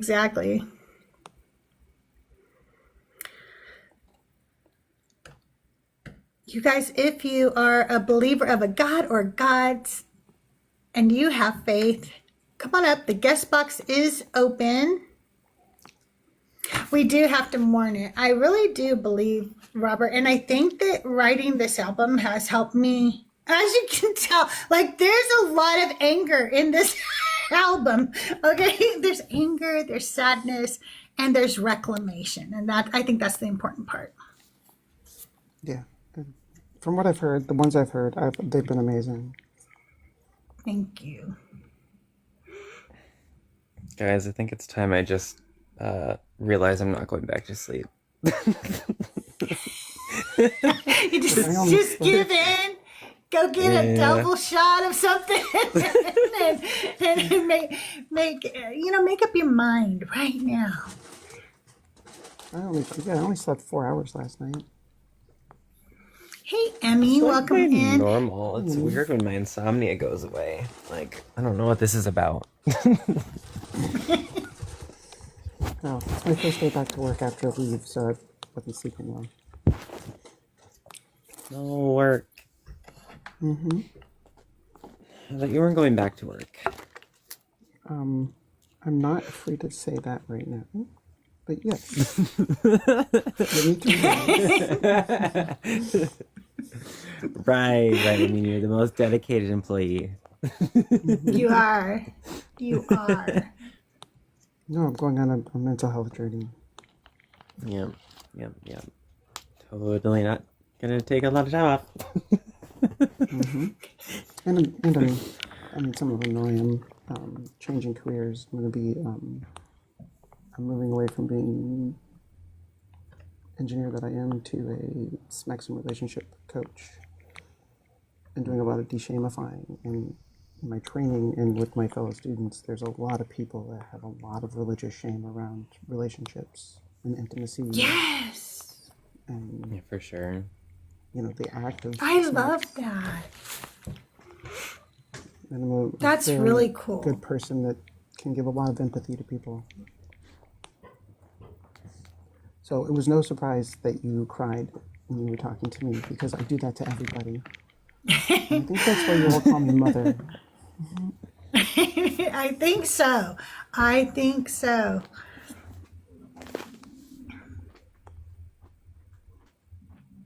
Oh, we got somebody in the box. Stumpy's back.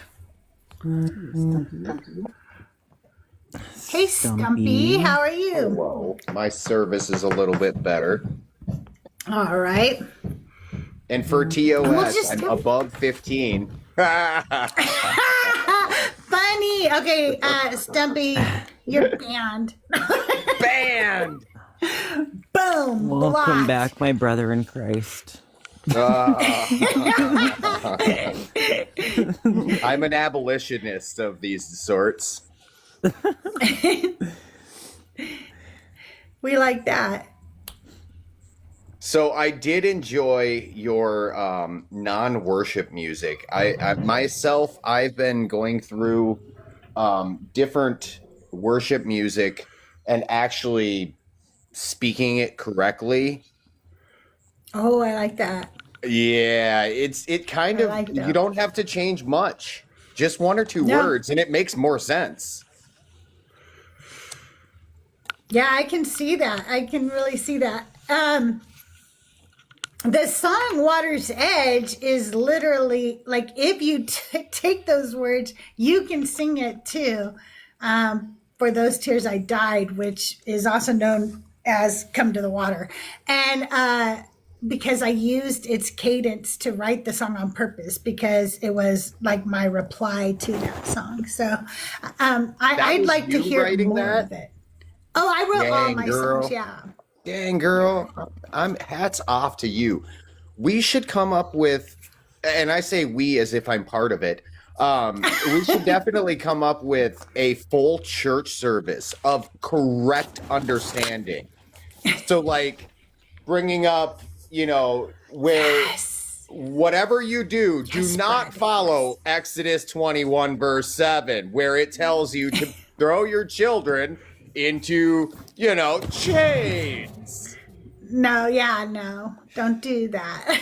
That would be actually revealing the Bible and really study. Like, I know there's people that do reverse study on the Bible, but to have an actual worship service to show them, to literally not just mock them, but to show them how ridiculous they actually look and sound. I can even speak in tongues. Oh, many people on here can. Do any of you speak in tongues? I know a lot of my friends come up and speak in tongues on here. It's so much fun because they're all like, wait a second, you can't do that. Yep, I can. Everybody can. All you have to do is just pretend you're speaking a foreign language, because that's all it is. It's just gibberish. No, it's my spiritual language, I swear. Me and Jesus are the only ones that understand it. I have a comment, but I'm gonna say that I shouldn't say that on the live. Cicely, do you speak in tongues? You'll have to ask Brad. Easy. Why? I didn't. I said the same sentence, right? I just said it a little different. This is not Crystal After Dark. It's a family show. Start somewhere. Wait. Hi, Jerry. How are you? Hi. Can I get your age for TikTok purposes? 61. I thought she was going to say 16, and I was like, yes, another banner. No. And are you a believer of a God or gods or higher power? I was raised Church of Christ, and it took me till I was 60 to see the light. You have We come got a to new the one. light. Glory, I glory. came to the light. So I was listening to y'all, and I was like, yes, let's make up our own 10 Commandments. Ooh. You're like, Yes, yes. Wouldn't that be great? And like post it on the wall. walls of our house, and when people come in, instead of a cross, they see the real 10 Commandments. Why can't we make up our own rules? Right? Well, I think and I don't know them this well. I just see them around, like Aaron, usually in Christ Before Jesus chat. I'm just going to say they because I don't know their pronouns either. They and I were talking like we could just write our own. ChatGPT could write us a better Bible than the one we actually exists. It's true. Well, I mean, the It's Bible true. isn't necessarily a horrible book once you pull out the G-side, the grape, the slavery, Hypocrisy, the anachronisms. hypocrisy. the- Yeah, so in other words, once you get it down to the word the, Right. It's really good then. We could keep Bible too. Okay, you guys, I'm going to bring a guest up, and I just want to make sure we all understand that we're going to talk one at a time, and we're going to talk and not yell, okay? All right, Hutu, I'm bringing you up. I want to make sure you understand the question before we begin. Hi, Hutu. How are you today? Good, how are you? Doing well. So I'm going to explain the question to you so we don't get off on some kind of tangent that tends to happen when I bring up this topic. But I want to make sure we're really clear what I'm talking about today is I am not talking about faith in the fact that my car might start, because when I was a Christian, I did not consider that faith. My faith was holy. It was sacred. It set me apart from non-believers. My faith was the assurance. It was the evidence. And that was based on scripture in Hebrews 11:1. So when I talk about faith, I'm talking about that very personal faith that you have with the God of the universe, not with a laptop that might turn on, okay? Cool, got it. Okay. So why is that faith good? Because without it, you will eternally be separated from God and be punished in hell. Why does he require faith, though, when he didn't ever require that before? I don't know.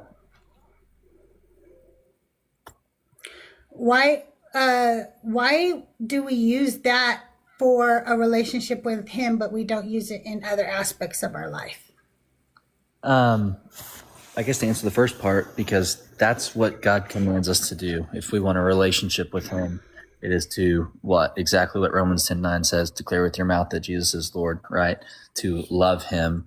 Blessed are those who have not seen yet believe. The entire relationship with Christ is based on faith, not tangible evidence that we have. Now, why did God decide to do it that way?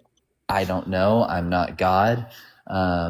I do, second part of your question, think that faith is involved in some other human relationships. Like, as a child, I just had faith, even though that I had no job, no money, that I would come home from school and my parents would provide for me. No, you didn't. You had evidence that they did that Right. prior. That's what I was about to That's say. not faith. That's evidence. That's what I was about to say. And I don't have that with God, and I never did. He never provided evidence at all that what his faith required of me was doing anything. He just required it of me without ever living up to his end of the bargain. You know what I mean? And there's nothing in my life that I use that kind of faith where I go, well, I just gotta have faith. No, I don't.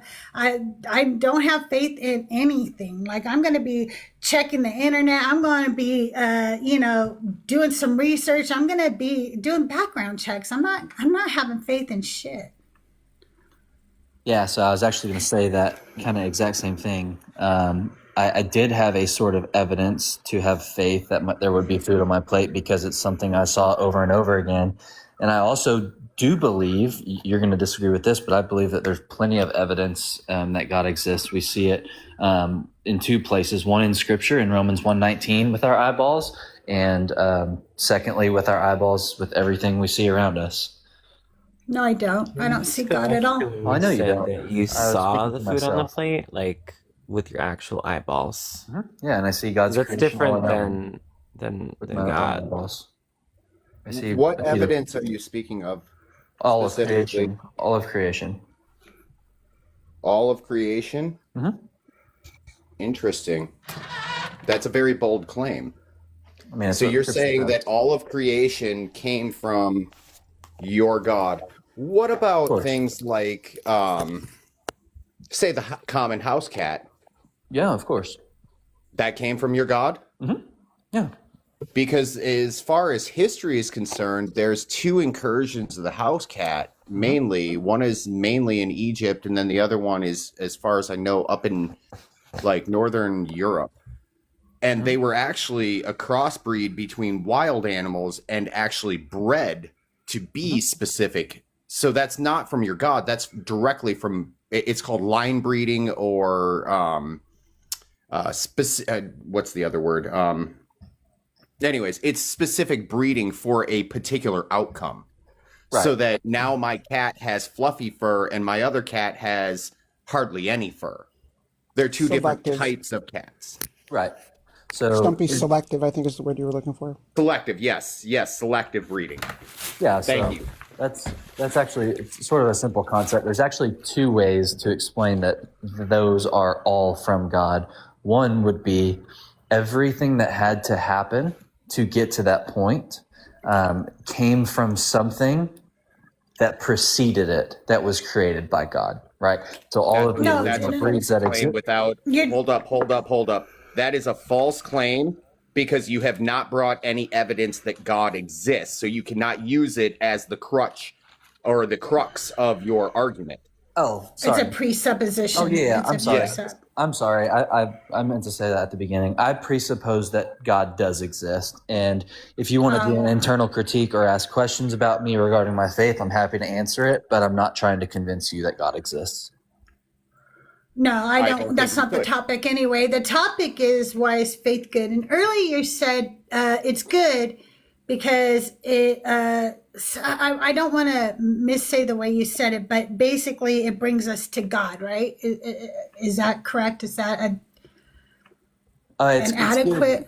It's good because without faith, you will experience the ultimate opposite of good, which would be evil, wickedness, and suffering in hell. But I don't. I don't experience any of that. Currently.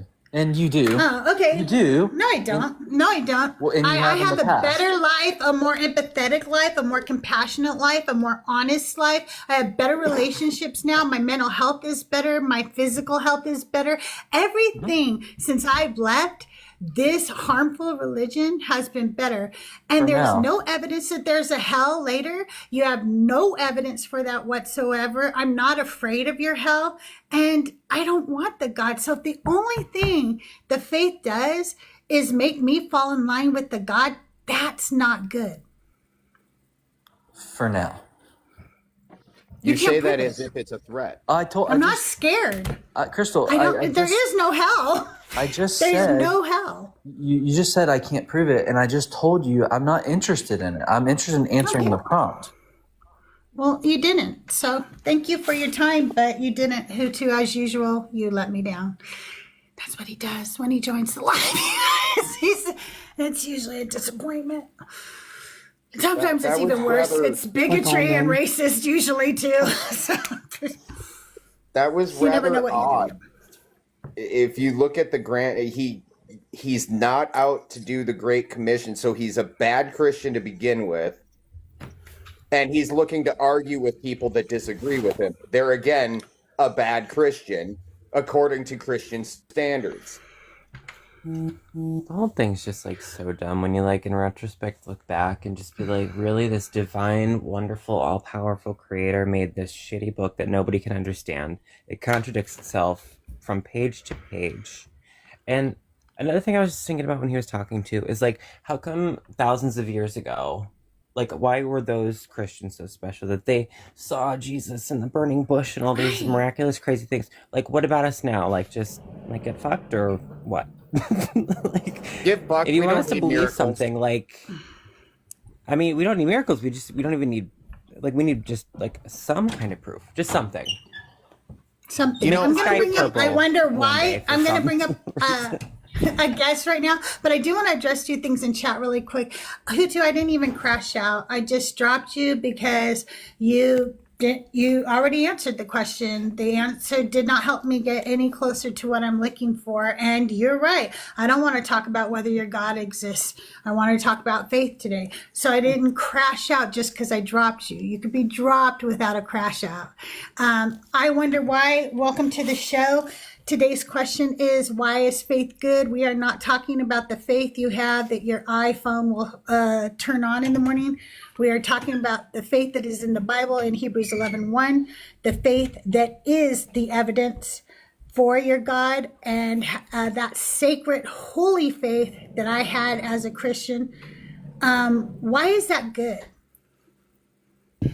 Well, faith simply means trust and confidence. So we have trust and confidence in what God's going to do based off of the promises he's made to people and the promises he's kept for his believers, and people believe in him. So that is good.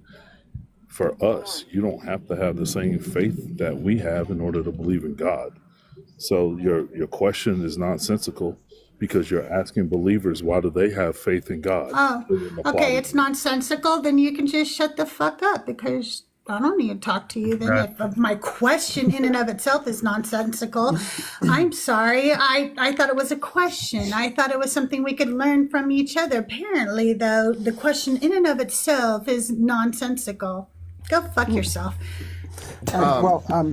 Assist please about us poor people now with no interactions from God. It makes me one of my favorite book series is Isaac Asimov's Incarnations of Immortality, which kind of like there's 7 books, the 7th one being about God and like how he's just non-present, and just kind of like how the other 6 sort of,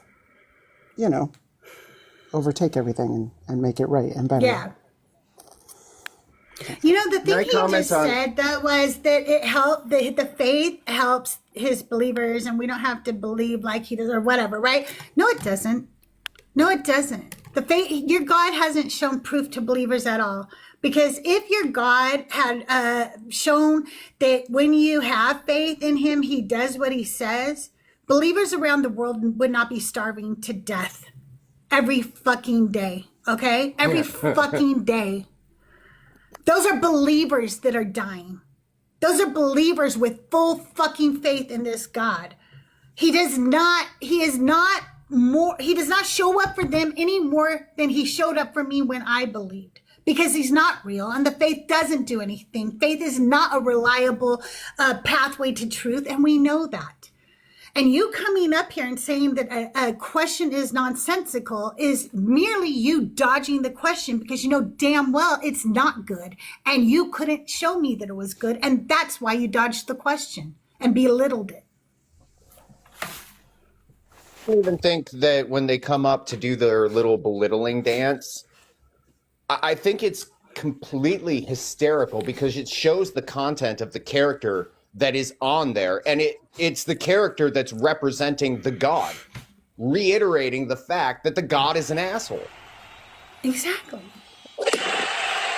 Thank you. Thank you, guys. If we meet the turkey goal, I will stay live for 1 more hour. Right now, I'll be live for about 1 more hour as it is, but I'll stay live an extra hour if we meet the turkey goal. And today we have several topics we could talk about. Jesus, was he a Nephilim? I just need to know. And why is faith good? Is God useless?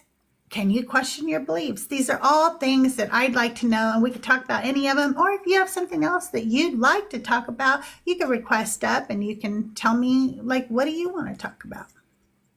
Well, right now I have to go back to work. So I will see you all later. Love and Thank you curses. so much, Katie. Bye, Thank you so much. Love and curses. I have a question about the whole Mary and Joseph and Jesus story, if anybody could help me out. You know, in Jewish tradition, I'm pretty sure that a young girl or a virgin would be somebody under the age of, like, well, let's go with today's standards, 18. More like a small child. Somewhere between 11 and 13, usually. Yeah, that's kind of what I was thinking. And so then my next question is, to my understanding, anytime I've read about those Nephilim and spirits having intercourse with humans, it's not always necessarily a good experience. Like there's kind of some problems that arise because of the conflict of species. And so my question, I have two questions. One, how did she survive all this? And who was it that was blowing her back out in the process of this? Was it God? Was it the Holy Spirit? Or was it Jesus himself? Can we not talk about a victim like that, Stumpy? She was a victim. And you said blowing her back out, and you shouldn't talk about her like that. Yes, you're right. I should not necessarily say, I'm saying, like, who did that to her is fine. Who victimized her? The violence of it who hurt her is what I'm getting at. Yeah. So I'm being grotesque intentionally, but I'll refrain, because it is a very grotesque situation. It is. You know, so if it's Jesus, that's really, really gross. If it's God, that's kind of just messed up a lot. And if it's the Holy Spirit, they're again really messed up and disgusting. And you're talking about a small victim, and you know that's the reality of your Savior's birth. So if any Christians could come up and answer that, obviously I'm a little bit passionate and don't really follow TOS in my life, so my apologies. I'm not trying to be offensive to anybody. No, you're fine. I'm gonna update the goal because some people can't get the turkey. I'm sorry. Hang on 1 second. Go ahead, Stumpy. I just am going to update the goal real quick because people can't give that gift. Go ahead, Stumpy. Fair enough. I said the R word earlier, and I used it in context because it means to be slowed in one's thought. And so, and it's not that I'm saying it derogatorily, like it was in context, but people don't really get down with my language. So if I do say something offensive, please correct me. And it's not meant to be necessarily directly offensive, as you understand, if that makes sense. Like, I'm not just coming up here just being an ass. It does happen, though. Not gonna lie. Yeah, so I'll be corrected if that's, you know, updated the goal. I do want to tell you something about the Mary story. If you guys haven't yet, Chris from Life Beyond Belief, I think she changed the name of the account now, but if you know who Chris is from Life Beyond Belief, she wrote the most beautiful, heartfelt song about Mary. And it's called Mary, Mary, Christmas. Oh my God, Brad, thank you so much. Killing it. Thank you so much. I really appreciate it. So if you get a chance, go check out Chris's song, Merry Christmas.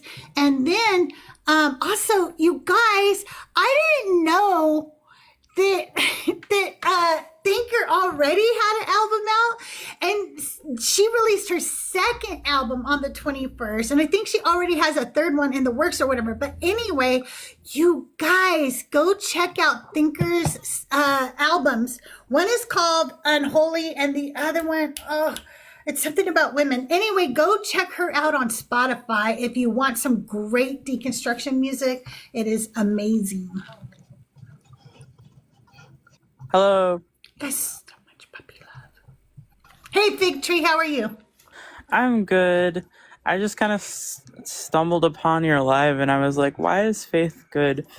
And I just wanted to answer the question. Okay. I think it's good because it inspires people to be loving and care for other people. I think that's why it's good.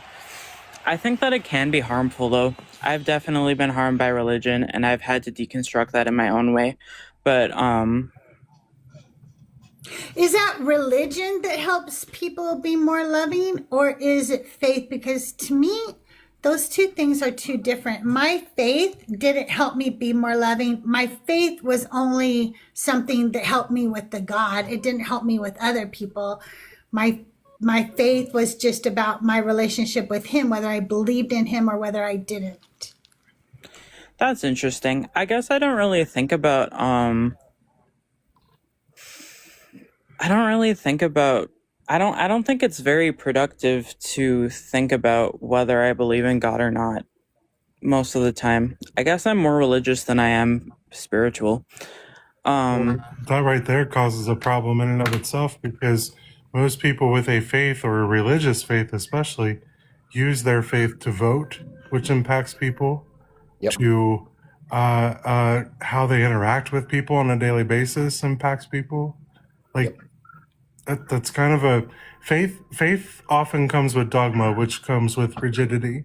Faith is not often compliant, nor is it malleable most of the time. So once it has a negative stance toward a people group, especially, like, for example, the LGBTQIA community, at one point, the Black community, the Jewish community, so on and so forth, that's really dangerous and often causes great harm. So even when you're in passing saying that you don't really think about it, well, you kind of do if you use it when you go to the voting booth and things like that, of that nature. Okay, I guess that's true. I think that my faith does impact my voting. I would say so, but I think it impacts me in a different way than it impacts other people. I personally am transgender. And so I feel like I can empathize with other people who have been hurt by religion. I think that my faith inspires me to love others rather than exclude others. I think it just depends on who you are. It's not necessarily whether you have faith or not. I think it also depends on the denomination that was taught to you and how it was taught to you. Probably. If you were taught just the shiny coated version of Jesus, for example, then you might be a more progressive type. But if you're taught the dogmatic version, then it can be pretty bad. I would agree. I was taught the dogmatic version. I grew up Catholic, and I actually still am Catholic. It's just that I believe in a different way, and I choose to deconstruct it, I guess. Okay. Yeah, I grew up Catholic too, so I understand what you mean. What you're talking about there. I understand.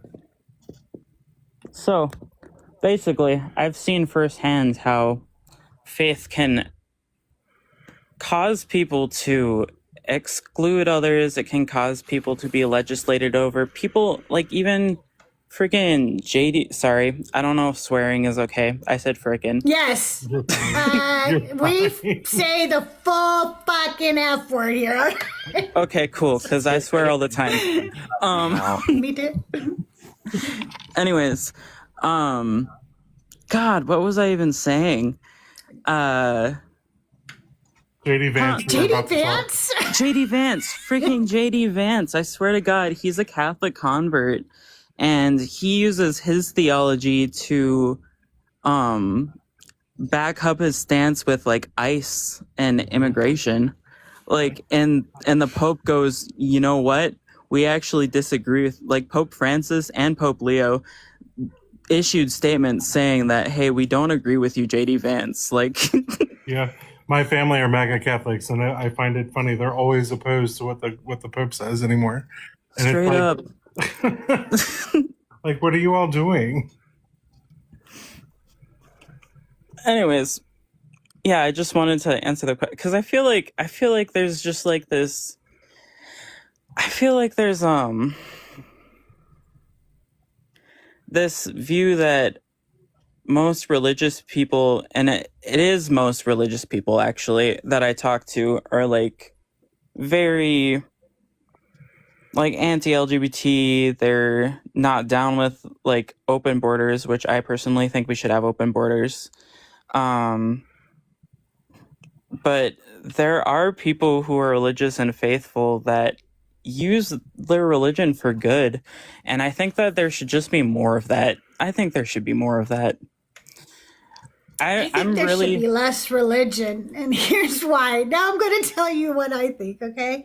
All right. I think that a lot of times people hold on to these religions because of traditions and so forth. And when we confront them with what their religion really says, the harm that it really does, they want to pretend that that doesn't exist and it's okay to hang on to all of the things that make them feel warm and fuzzy about it. But we can have rituals and we can still value each other, value creation, value nature, value what we have here without putting some kind of supernatural spin on it that's harmful. And the reason why it's harmful is when you wear that badge of Christianity and you know that that badge of Christianity is literally taking the rights away of millions of people, it is demonizing the trans community. It is demonizing the LGBTQIA community. It is stripping away the rights of women. You're saying, I'm okay to wear that badge because I get something out of it. And that privilege is something I enjoy and I want to keep that. But I understand you're hurting. I understand it's not so good for you folks over there. And I just don't see the point of keeping it at that point. Then you are now complicit. Then you are now aiding those same people who are harming us. Well, personally, I don't give any money to like the Catholic Church or anything, and I don't support them on those things, and I will actively fight.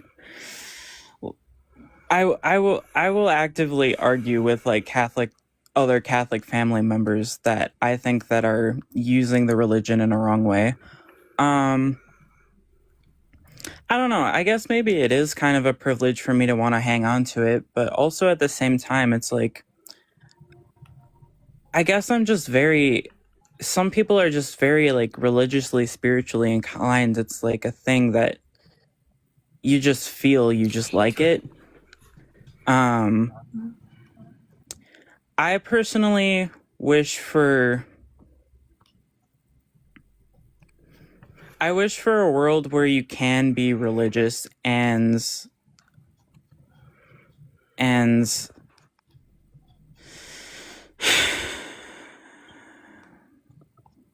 I don't know. I think that people need to fight the structures from within sometimes, because people aren't going to. Religion isn't going away, in my personal opinion. It is. The numbers are showing that it is, and it may be a long time, but it is. It is going away. With the more education we have, the more ways that we realize that we used religion to fill gaps of knowledge, and the more knowledge we have, the more education we have, the less we need the religion. And when I hear people say that you can dismantle things from the inside, I hear the same lies that Nazi soldiers said when they joined the Nazi regime. Yep, Sorry. that's true. That's very true. Unfortunately, It's like 1,000% true. I don't know if you just saw it. wish Eli was here because they just posted a video about Turning Point USA, and they just had this like convention or whatever talking about how trans are like the reason for all of our problems. So you can cover your eyes and you can pretend like it's not true, but I definitely don't cover my eyes at all. I would agree with you that like defending, and that's the thing is like I'm not defending the Catholic Church at all. I fucking hate. It's so complicated. I'm like Catholic, but I'm not Catholic. So Fig Tree, Yes. you feel safe in society, don't you? I what? You feel safe in society, don't you? Fuck no. You don't feel safe? You don't feel like somebody's going to grab you off the street and hang you in a tree because you're gay? I mean, excuse me. Because that's kind of, you know, everybody should feel safe in a healthy society. Yep. Everyone, not just the If I may people that say are something- religious. If I may say something on holding on to religion as far as how I see it. Stumpy, Jerry was talking and we don't interrupt. I didn't realize, I thought she was I thought she was done. My apologies. No, that's okay. Go ahead, Jerry. Yeah,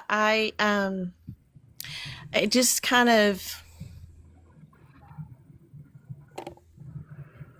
seems so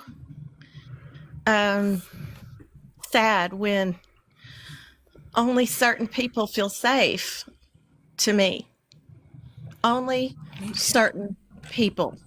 Only certain colored people. Only white or only whatever. Only men, only straight, only white. Yeah. Only normal. Only if you're not different. If you're a little, I mean, that is such a messed up way of thinking. And the only reason I felt safe when I was in the church is because they kept telling me I was saved. That I was saved. What am I saved from? What am I saved from? My own human spirit? What? Now I can hear myself. I can help other people out of my own good naturedness that I was born with. And everybody was born with that. Okay? They weren't born broken. So once you can just get out of that way of thinking, you can realize that the whole message is damaging to your psyche to believe that way.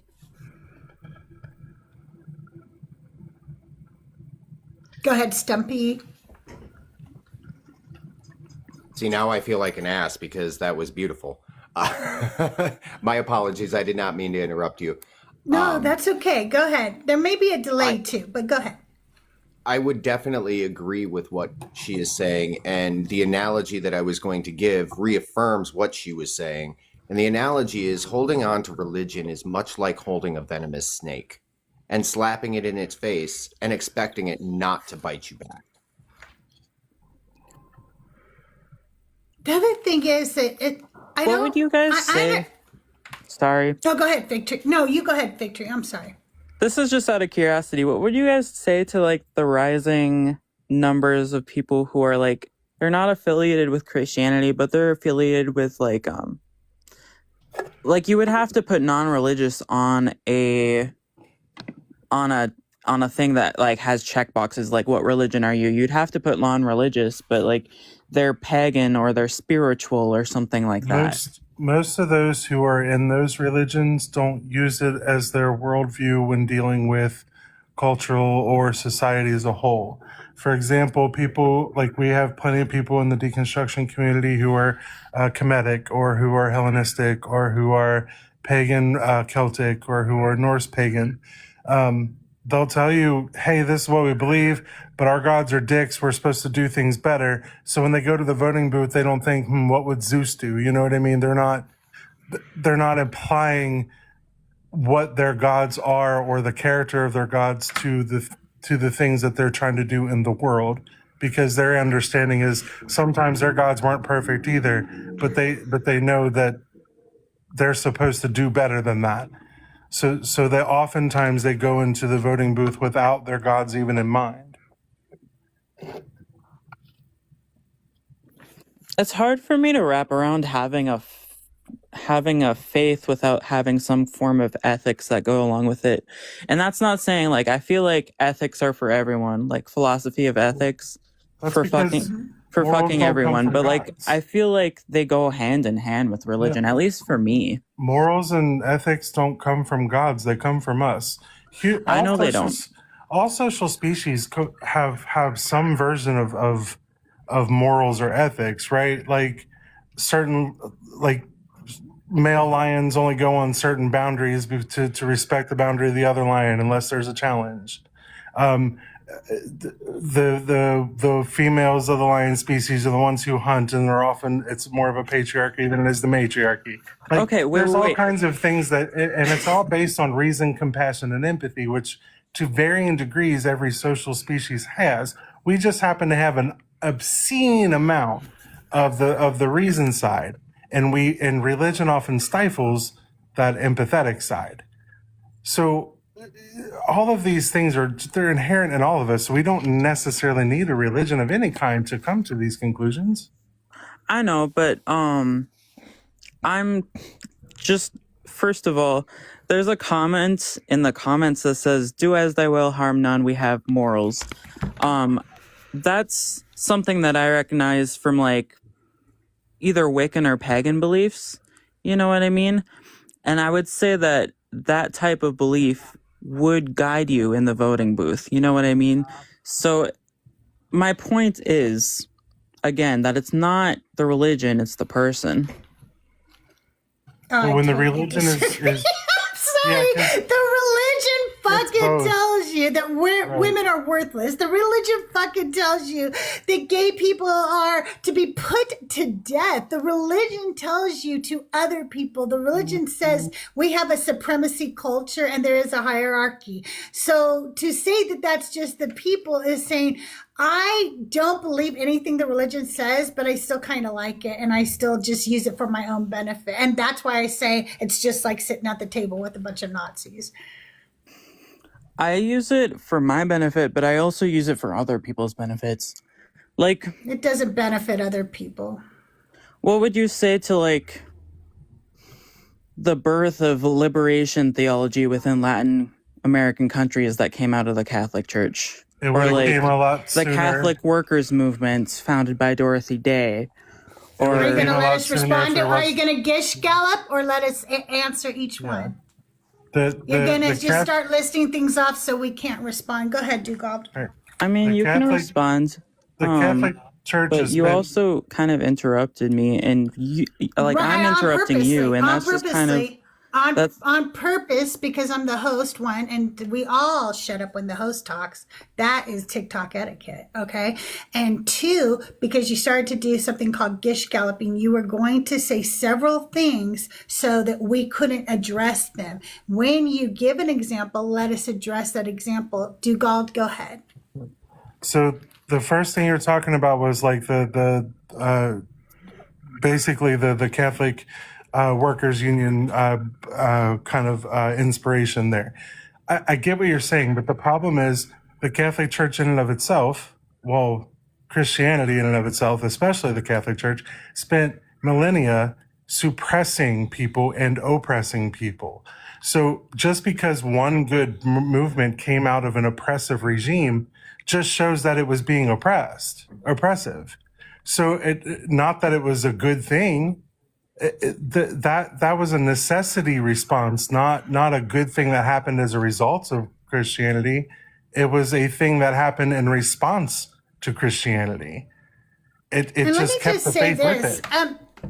Schmittler was an artist. Schmittler fucking painted these paintings that some people find really beautiful. So what? Who gives a fuck? If the amount of damage you do is so, it so outweighs, anything like, what the fuck? I don't care. I think those things would have happened anyway. I think we would see more progress, faster progress. We would see more aid if we weren't sitting here pretending that the Catholic Church hasn't stolen from all kinds of indigenous Literally people. everywhere. Literally everywhere. Hasn't hoarded billions of dollars, hasn't then been sued for P3DO shit. Okay, we'll just put it there. shit. And then literally been sued for that, taken money from organizations that they had to help feed the hungry and use that money to pay off the lawsuits.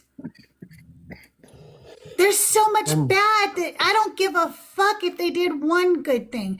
It's not because of religion. It was despite of religion that those good things occurred. And a lot of the other argument we get is about the abolitionists for slavery. The abolitionists for slavery were Christians. Well, Christians are the one who put them in slavery to begin with to need abolitionists. So starting the fire and then coming up with a solution to end the fire is not a good thing. It's just you're fucking yourself over and trying to look good in the process. Exactly. Hey, I'm gonna and jump go out. ahead. I appreciate you very much. I don't mean Thank to be you, rude. Stumpy. Thank you I for will being here. definitely We be back appreciate up. you. I assume I'm welcome. You guys have a great day, and Fig Tree, stay in reality, man. This church thing, like, I get where you're coming from. It's really hard to let go of something that you have loved so very much, but it has never loved you back, never once. And maybe there was a good person in it that loved you, but the grand reality is that's just a good person, and the product of a church is not good people. Look around, man. Yeah. Have a good All right, one. Stumpy, you have a good day. I want to let Fig Tree talk now. Go ahead, Fig Tree. Thanks. Sorry for talking over people. Anyways, so I would say to the whole the abolition thing that Dugald or whatever brought up. I'll be right back. So I would say yes, there were Christians that put people into slavery, and then there were Christians that helped the abolition movement. But the thing is that they were different Christians. Like, they weren't the same exact Christian doing the same thing. And that's what I'm saying is, like, different people do different things with their religious beliefs. And I don't think that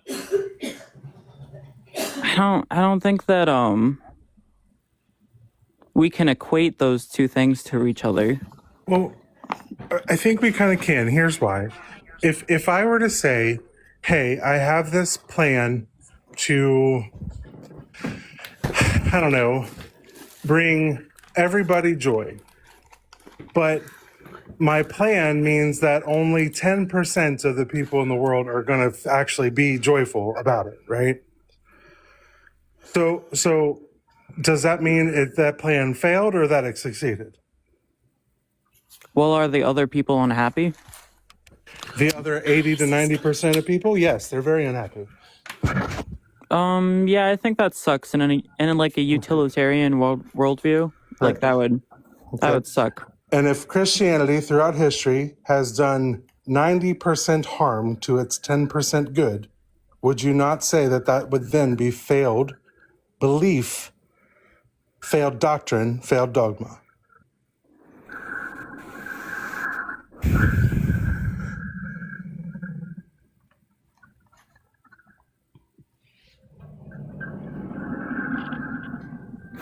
Can you repeat the question? And if Christianity in its history, from all the way from its beginning and including now, has done more harm than it has done good, would that not be failed doctrine then? Yeah, Failed belief? probably. Okay. So your entire argument is based on the fact that a very small percentage have felt some kind of good, possibly, from this religion, versus a vast amount of people who have felt a great amount of harm based on this religion. So how is that good if overwhelmingly the harm comes from the religion itself, not just its believers? Do you think that the harm comes from only Christianity, or do you think it comes from whichever like dogmatic religion is controlling the world? Because I personally think that Christianity didn't really become harmful until it was part of the mainstream culture. Well, that's been 1,500 years, so that doesn't really help your argument a whole lot.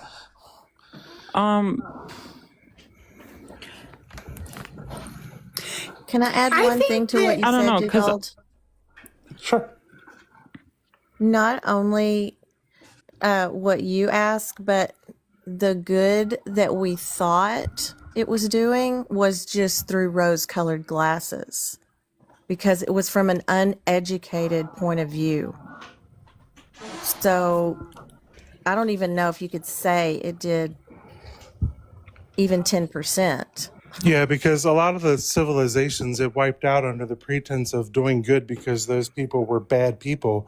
But the only reason they were bad is because they didn't follow Christian dogma or doctrine. So do you guys think that only Christianity is bad, or do you think that other religions are bad? I think the two biggest Abrahamic religions, meaning Islam and Christianity, are the two most harmful religions and movements to ever touch this planet. What do you guys think of Odinism? I don't care. They're never going to run the country or any country. Doesn't really bother me because nobody, like when I meet people who believe in, different pantheon. God, why can't I talk today? And like whether it's Norse paganism, right? Whatever. They don't give a fuck if I don't believe. They do not care. It is something actually very private to them. And if people believed in shit like that, that's cool. But the minute your belief tells you to hate somebody else, my belief doesn't tell me that. Well, yeah, Christianity does. Catholicism does. And not my Catholicism. You don't. But that's because you've changed it. You have made up a religion and kept what makes you feel comfortable. And that's, again, why I say you're just sitting at tables with Nazis. Call yourself something else. Stop calling yourself a Catholic. Stop calling yourself a Christian. Say, I believe in a higher power. I don't give a fuck. But you don't believe in this Bible. You don't believe in this God. This God is hateful as fuck. This God is a supremacist. This God causes so much pain to society. And if you don't believe in that God, quit using those tags for yourself. I think that kind of falls into the no true Scotsman fallacy a little bit. Well, no, because if you're telling me that the God is not hateful when he quite literally hates people in the doctrine, you're telling me that's not your God, then you're telling me a whole different God. So the best example is if you've ever seen the show or read the books American Gods, there's a scene or a part where they come to meet Astara. She's like the goddess of of the spring, right? Well, she gets her worship nowadays currently through those who worship Jesus. So she has like this big picnic, right? At this picnic, Jesus shows up, but there's hundreds of them. Why? Because every time somebody thinks something different than what the Bible says, they've created a new Jesus.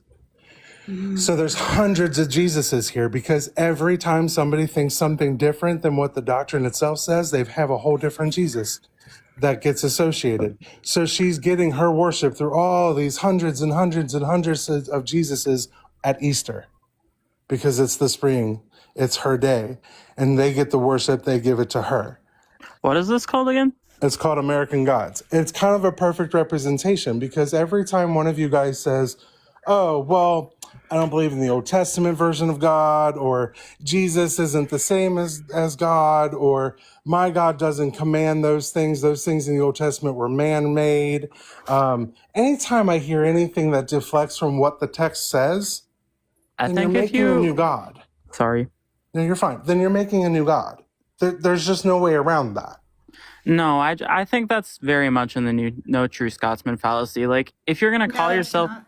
I think it is No, because it's not. If I told you that Harry Potter was actually a fairy, he wasn't he wasn't a sorcerer, and I told you Harry Potter did not actually get a letter from Owl, that didn't happen, and Harry Potter, like wasn't from England. Actually, he was from the Bronx, and so I'm no longer telling you about Harry Potter. I've totally made up a whole new character. That's not No True Scotsman. That's me fucking totally rewriting the story Harry Potter. And that's what you're doing. And you're saying that's No True Scotsman. No, if I said that you are not a Christian, even though you claim to be a Christian, because I don't like your dogma or something, that'd be one thing. But you're saying your characteristics are completely different than anything that's ever been written about this God. And there's nowhere else you get this God.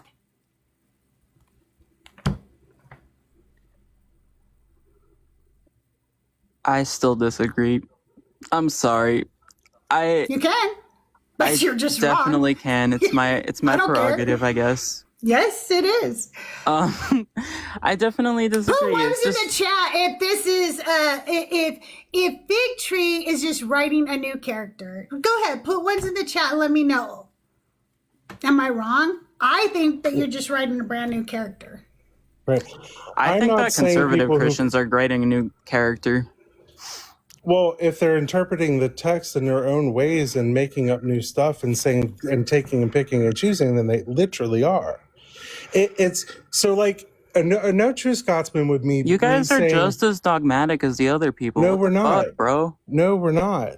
We are literally looking at what the text says, and when you guys deviate from it to apologize or to make up an excuse for why these things happen, I'm not saying you personally. I'm just saying like usually the ones we talk to.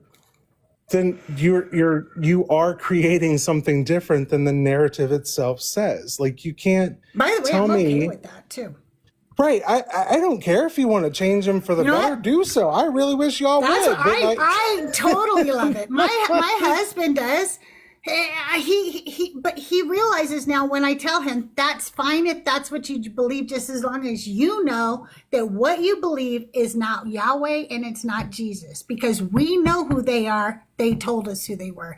And he's like, oh, okay, cool. I guess you're right about that. I do believe in a God, but you're right. I don't believe all the shit that Bible says God is. So I guess I don't believe in the Bible God, and that's okay. What do you guys think that Jesus says then? Well, Jesus is a racist. Yeah, What? he's a xenophobe as all get out. Jesus is not a okay. Wait, how is Jesus a racist? He's a xenophobe. He said many, many, many, many, many times he only came for the people of Israel, nobody else. He also many times called people slurs that were not Israelites. The Canaanite woman he called a dog. Like And the Syrophoenician woman. He was only about Israel. He did not care about anybody else. He didn't like anybody else. He slurred everybody else. He only cared for the sick and the poor of the Israelites. He only cared about, and the only time he would grant healing, not salvation, mind you, healing to anybody else outside of the Israelites was after he slurred them and they begged for it. He was not kind. He was kind to his own. Which is supremacy culture, and which is why I can't stand them. I don't. Is there no gift goal right now? Can you give me the sources so I can look it up later? I Yeah. don't know. Hold on.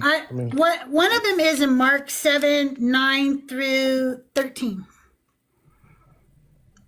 That is the Syrophoenician woman. I'll read it to you right now. Then he said to them, you have a fine way of rejecting the command of God in order to keep... Oh, wait, that's not the one. That's a different one. I have too many things marked about him. Okay, sorry. The Syrophoenician woman is 7:24 through 30. From there, he set out and went away to the region of Tyre. He entered a house and did not want anyone to know he was there. Yet he could not escape notice. But a woman whose little daughter had an unclean spirit immediately heard about him. And she came and bowed down at his feet. So she's fucking groveling, okay? Now the woman was a Gentile. It's very important we know that. Of Syrophoenician origin. She begged him to cast the demon out of her daughter. He said to her, "Let the children be fed first, for it is not fair to take the children's food and throw it to the dogs." So we have to ask ourselves, like, who are the children? The children are the Hebrew Israelites that he says that he came for, okay? He tells you that. But she answered him, "Sir, even the dogs under the table eat the children's crumbs." By the way, calling her a dog like that is a slur at the time. It's equivalent to a racial slur, okay? Because that's what you did to people who were not of your race. You called them dogs. So even the dogs under the table eat the children's crumbs. Then he said to her, "For saying that, you may go. The demon has left your daughter." So she went home, found the child lying on the bed, and the demon was gone. So for admitting that you're a dog, I'll go ahead and do it. But before that, I'm going to make you cry, I'm going to make you grovel, and I'm going to call you a slur. And until you admit you are that slur, I'm not going to do a damn thing for you. Okay. I'm gonna look this up later. I have to go to work soon, so I'm gonna have to go. Alrighty. The last Thanks so thing. much for coming up. I appreciate it. Yeah, no problem. Two things I want to say before I go. One is I'm gonna look it up later to see the modern Christian interpretations of this, because usually Christians aren't fundamentalists. Unfortunately, in America, that kind of happens quite a bit. But usually Christians aren't fundamentalists. And second of all, I hope you guys have a great day. You too. Thank you so much for being here. Have a wonderful day. Bye. I don't know how to leave. I'll drop you. Thank you. Have a good day. Bye, Fig Tree. It was a calm conversation, but it sucks that we hit that.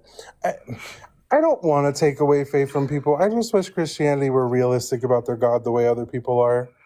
Their God's not perfect. He's not omnis. He's a flawed individual. But if you want to worship him like the Jewish people do, great. But stop taking him to the voting booth and my front door and billboards on the interstate and and every other facet of my life. Yeah. I starting do want to wars. take blind faith away from people. I would like to take that away, okay? Let's not have blind faith. I agree with that. Yes. I agree with that wholeheartedly.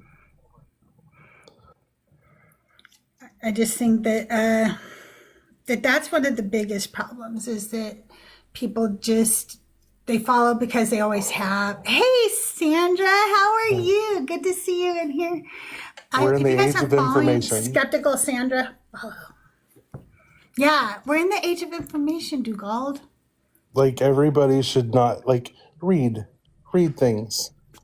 And please not conspiracy theories. Like read books, actual books by PhD peoples and research papers and bills, and read the things. Read the real things, not Tucker Carlson and try to opinions. understand why people default to conspiracy theories. Try to understand your mind, because I feel like the blind belief really does make us dumb, because we forget how to think. We forget how to go, wait, I can look that up.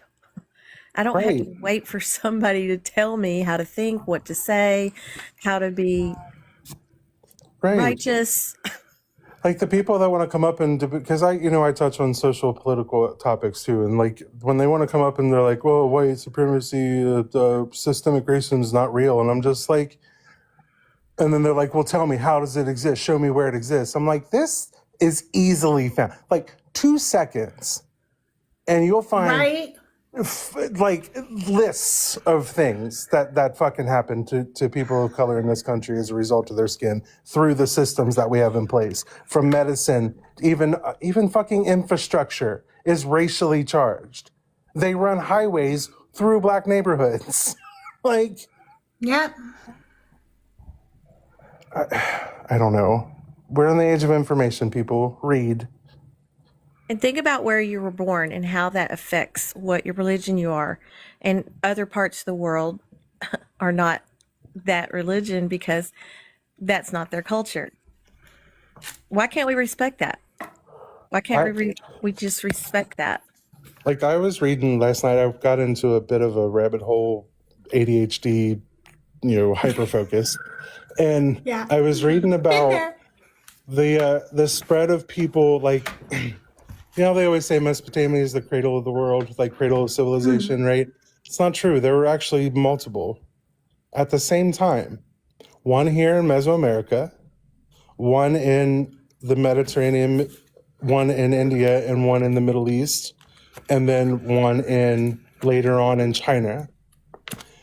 At the same time, 3,500 years ago, there was the Norte Chico people here in America, the Americas, that were the first major civilization that had structure, had some form of hierarchy, whatever. The only thing they lacked was ceramics. They didn't do pottery. But you go over to the Middle East and stuff, then you had Mesopotamia, and then they listed other ones. And I find it fascinating how far we would be if we would have just everybody left each other alone to just go. And Christianity didn't go from the Middle East to the Mediterranean to Europe over the Western world. Hey, you guys, real quick, I just want to give a shout out to Bread real quick. Bread, I love you. I will be staying live an extra hour, and that extra hour was sponsored by Bread. Bread, it's something everybody should have in their pantry. I don't know. That was the best I could come up with. Good one. I'm inviting Nick to join us. I don't know if Nick's free or not, but no, I learned so much. Like, people just should be fucking reading. That's all there is to it. Like, people need to read more. We need, like, I heard somebody say one day on a live that she is from a younger generation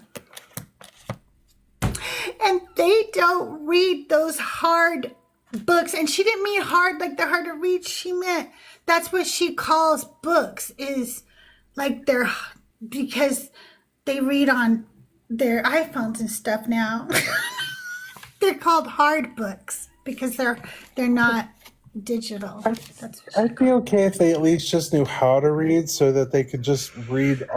They can listen to audiobooks so long as they can confirm what they're hearing is the right shit. Yes. That's it. I'd be fine with that. Because here's the thing. Reading relaxes me so much that I will fall asleep no matter how good the book is. Right? It's true. Me too. And it doesn't take long. So it takes me forever to get through a book. Not because I read slow, but because I can't fucking stay awake with my ADHD to do it. So I switched to audiobooks. I'm fine with that. Yes. And then you just get somebody who really gets you into the book. Like, you got to find somebody who's a good, like, I have certain favorite narrators. I don't know if you do, like people who do certain books. I'm like, yes, I love her voice. She always keeps me into the story, you know? And then there's other ones that just put me to sleep.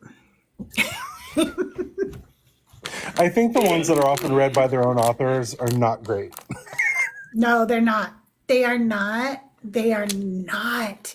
I remember the first time it was somebody famous too. Like, I don't know if it was Anne Rice, but it might have been Anne Rice. I just can't remember. Or Anne Rule, not Anne Rice. Anne Rule, is that what's her name? Anyway, whoever it was, I remember going, oh, how cool. She narrated her own book. And then I started listening. I was like, oh, she should not read. She should not be on a microphone. I can't listen to this. It ruined the book for me. I was like, oh, nope. No, I guess I'll just go get a paperback of that one. I can't That do was that. going to be a good book, but now I can't unhear her.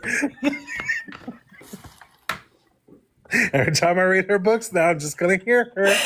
Not going to hear her. No. She sounded like somebody who was trying to use their school teacher voice or something. I was like, nope. No, ma'am.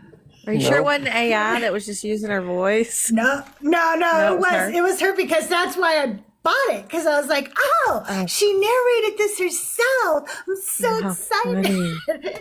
I will say, speaking of people who narrate a book themselves, if you don't have the Audible of Christ Before Jesus, where Jaron and Matthew both do the audio, is really good. I like hearing their voices because they're familiar. You know, it's like, oh, that's Jaron talking to me. And I think it's only $5. Yeah, it's not very expensive. Yeah. I coined my term with reading, Crystal. I coined it literary narcolepsy. That's what I call it. Yeah. Yes. I think 90% of people are like that. It's like, and it makes me crazy because it'll take me like a week to get through a book that should only take me a few hours sometimes because I'm just like, God damn it, I fell asleep again. Fuck. When I was a little girl, I always liked listening to radio to fall asleep to, but I wasn't allowed to listen to the radio to fall asleep to or TV or anything like that. But my dad, when he was in the Korean War or World War II, one of those, he had brought back what was a very small crystal radio. And what you do is you clamp part of this little wire to anything metal, and then you would put the earpiece in and you could pick up radio stations and you could turn the little dial and dial in different radio stations. And so I used to listen to Dr. Demento. I would attach it to my screen and that way nobody could see it or anything, and I could listen to Dr. Demento. And now I find myself falling asleep to people on TikTok, and it's like Thinker and Thrail and stuff like that. And it's like, oh God, I love listening to something to fall asleep to. See, I can't listen to. Listen, I'll go into Thinkers Live in the morning when I wake up. I can't listen to her at night because the moment things get too hype, I'm up. Same. One time I fell asleep to her. I'm like, I'm ready. I'm jumping in that chat like, over "Ooh, my and scrapper, over let's and go." over again, and they still don't get it. I fell asleep to her and I was like sound asleep. Everything was wonderful. It was like her and Fee and Bash were talking and I drifted off.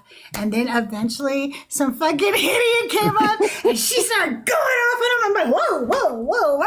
Right. And I was like, So I can't do it. Oh yeah. Nope. As soon as I hear the angry tone come out, I can't. I'm like, nope, I'm up. Who am I fighting? What are we doing? Yep, who am I not chat with? What am I doing? Who do I need to block? Right. Like, what do we have? What's happening? It's so funny. No, I can't fall asleep. They be getting me too hype. Because I got too much to say in the comments. I don't go up to her panel very often, but I got too much to say, so I can't be listening to y'all while I'm sleeping. I can't. I do fall asleep to Thrail, though. Thrail does lives where he just questions your beliefs no matter what you believe in, right? So he's not there to debate or argue or anything like that. And for the most part, it goes pretty well. People have, and he has this really deep voice, and he talks very, not quiet, but very calm, and people think he's faking. They get really mad. They come up on his show and they're like, "Why are you doing that voice? You think that's fucking what's his name? intimidating?" His name's he uses the account Backlight or Thrail. I can't listen to him. I love it so much. So smart, but I cannot listen to him because the ADHD in me just cannot wait for him to finish his sentence. Because he does. He talks slow and steady when he talks too. But it's deliberate, and I know why he's doing it, and I'm not mad at him for it. It's just I can't personally because my ADHD can't handle it. No, just can't. Dugald, have you ever tried to speed somebody up who you were talking? Oh wait, you're actually right in front of me. I can't. Right, like I can't tap on my screen and make it go double time. Like I need you to speed up. I've already said my response. Right.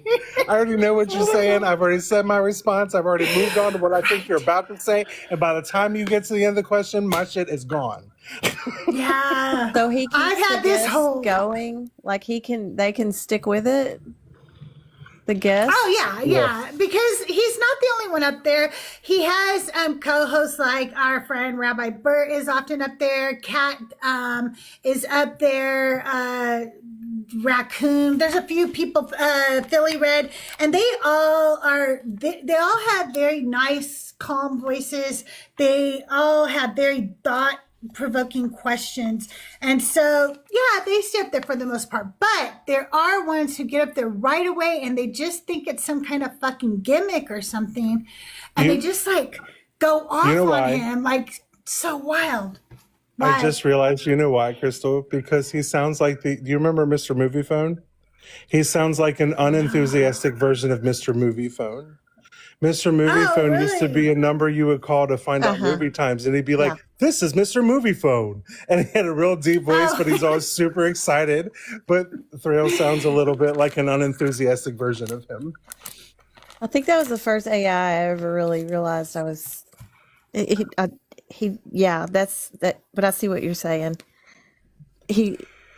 But I think there's some value in staying calm because I kind of get anxious when I hear. No, I get why he does it for sure. I do. I can't handle it personally. if you stay at gear 1, maybe the guest won't get triggered as much, even though their I've never heard egos me yelling. probably. Yeah. I have heard him cuss somebody out every once in a while. It's very rare though. But like it's usually like the other night he had some guy on, right? And the question is, can you question your beliefs? It's not a fucking hard question, right? It's just not that fucking hard. Can you question your beliefs? And they come up. And so he'll say, hey, what's your age? What's your religion? And so let's say, the guy says like, I'm Christian. And so the next question, like he asks every fucking person who says that, he says,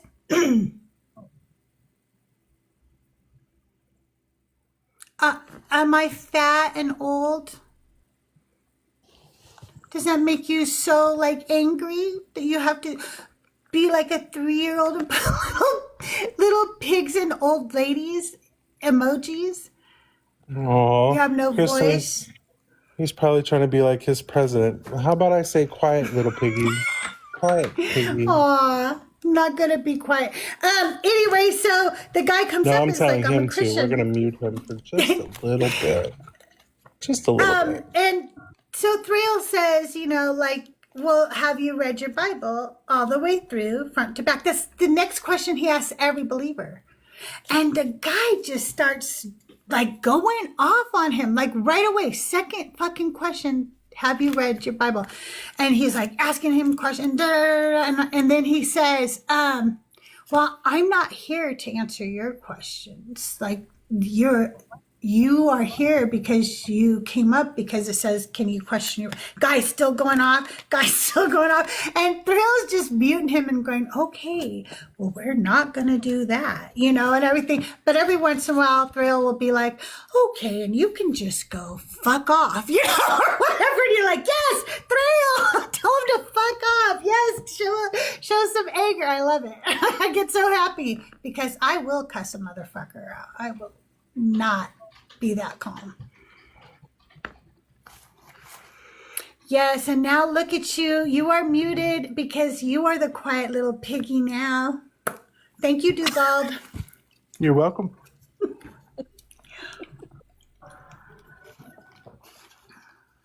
Thanks for having me up. I'm going to go eat dinner.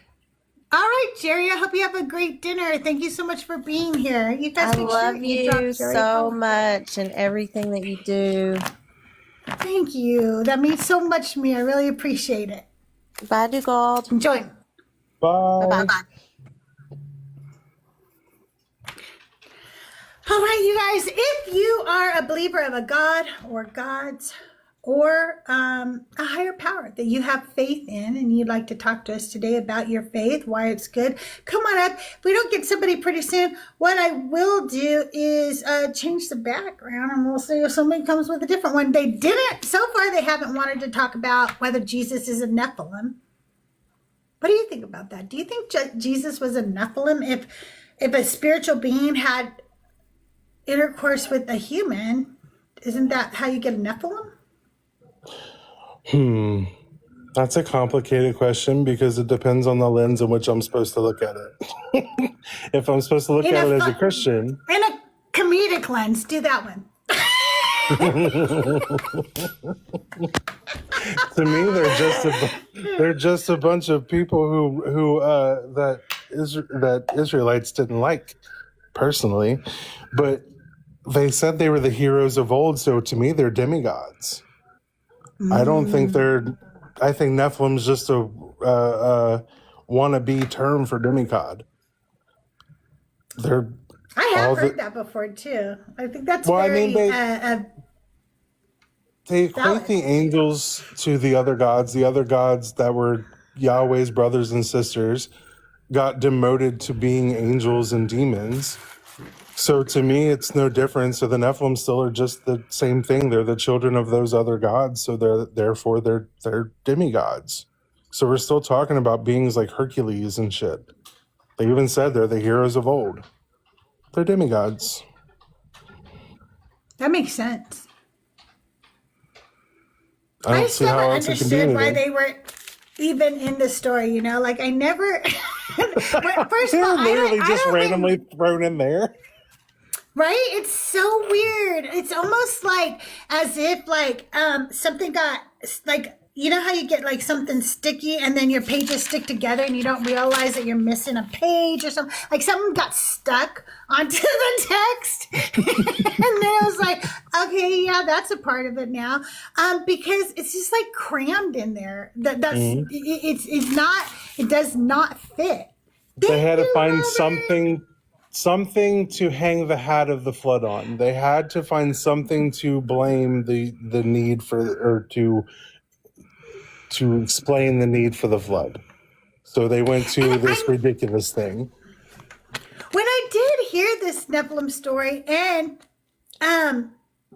realized that that's what they were saying was the cause of the flood, that didn't make sense to me either, because I always thought the flood happened because human beings were just so wicked. They were out drinking, they were partying, they were pillaging. I didn't think it had anything to do with some, sex between, some fucking demigods, right? Explain to me how beings that were in heaven described to be nothing but eyeballs and wings, which, ew. But, Right? but explain to me how pussy got so good they had to defy their spiritual nature to become horny, to want to go down and take on human enough bodies to do these things. What? Right, and we were talking about in my anti-sermon this last week or whatever. Okay, so these human beings, because now let's take it like these are human beings writing this story, right? They are like, hey, you guys, if gods could come down to earth, what's the first thing they'd want to do? Oh, fuck our women? Yeah, that's it. That's Right. the first thing like what? that is all gods could come up with was, oh wait, hey, there's human women, I'll fuck them. Well, you know why? Because that's what men do. Men in general do. Because look, how many of them, as soon as they start talking about the possibility they're really aliens, the first motherfucking thing that started happening on Google was how to fuck an alien. Exactly. It's so weird. Nancy, how are you? It's Always so thinking weird. about where to put their penises. I don't. Well, Robert, thank you. No, I'm serious. Also, I think that it's funny that, okay, if you ask a man what's the first thing he would do if he had tits, right? He's going to play with them. He's going to molest them, right? But I think that if you would ask women what's the first thing that they would do if they had a penis, many, many women would pee on something. And I personally would write my name in the snow because I would be like, yes, I can finally do it. Did you ever see that viral GIF that was out for a while? It was a baby elephant just flinging his snout around. Yeah. And they said, but somebody put the words to it, This would be women if they ever just woke up with a penis one day. Doing what men do with it, basically. Exactly. Look at, see? See them in the comments? That's exactly what this elephant was doing.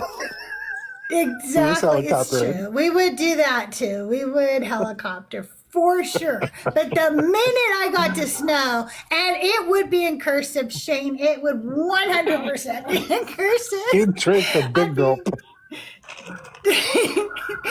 But yeah, so yeah, that kind of was telling in the story that, oh, maybe men did write this story because the first thing gods do is want to screw their women. It's always like, it's so crazy. And then here was the thing I didn't understand. Okay, so if sons of gods came down and did this to women, why was humanity punished?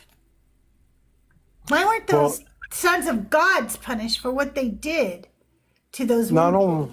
Not only that, but like, how is an all-knowing, all-powerful God gonna mess up and not kill all the ones he intended to kill in the first place with this supposed flood? There was still Nephilim after the fact. So, I know. He didn't even do the job. Right. So God like couldn't handle the job. Like I thought he was supposed to be like all-knowing and stuff. No. Like so confused. That's what I heard. Right. I heard on the street that he was all knowing. I had something hot take to say to that. That's current eventy, but I'm not going to do it. Okay. I'm not going to do it. No, it's true. Like, there's so many holes in these stories. And you know, sometimes, like, we were talking about this the other day, too, how sometimes when I see a new hole in this story, I'm just like, why the fuck didn't I ever see that? Why didn't this ever make Crystal, me think? Why? That's the perfect pun. A new hole for the story. That was a perfect pun. The unintentional ones are the best. They are. And now act like a man and fill the hole.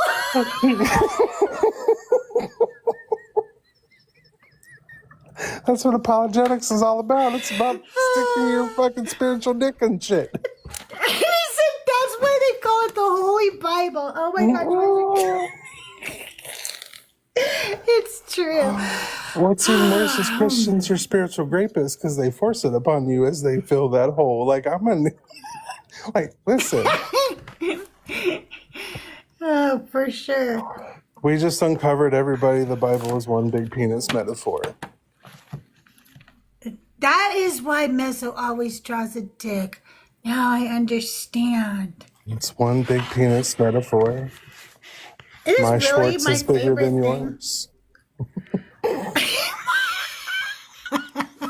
It is one of my favorite things ever when I'm having a bad day and there's some asshole Christian on Mezzo's live and he pulls out that whiteboard and I just get so happy because I go, oh yeah, here is where we're going to get to see a Christian help Mezzo draw a penis and not realize he's doing it the entire time. This is what I live for. What Mezzo doesn't realize, things. or maybe he does realize, is that he's also placating his gay audience that loves to see him metaphorically jerk himself off on camera. Oh, I think he lives for that. I think he feeds off that energy, you know?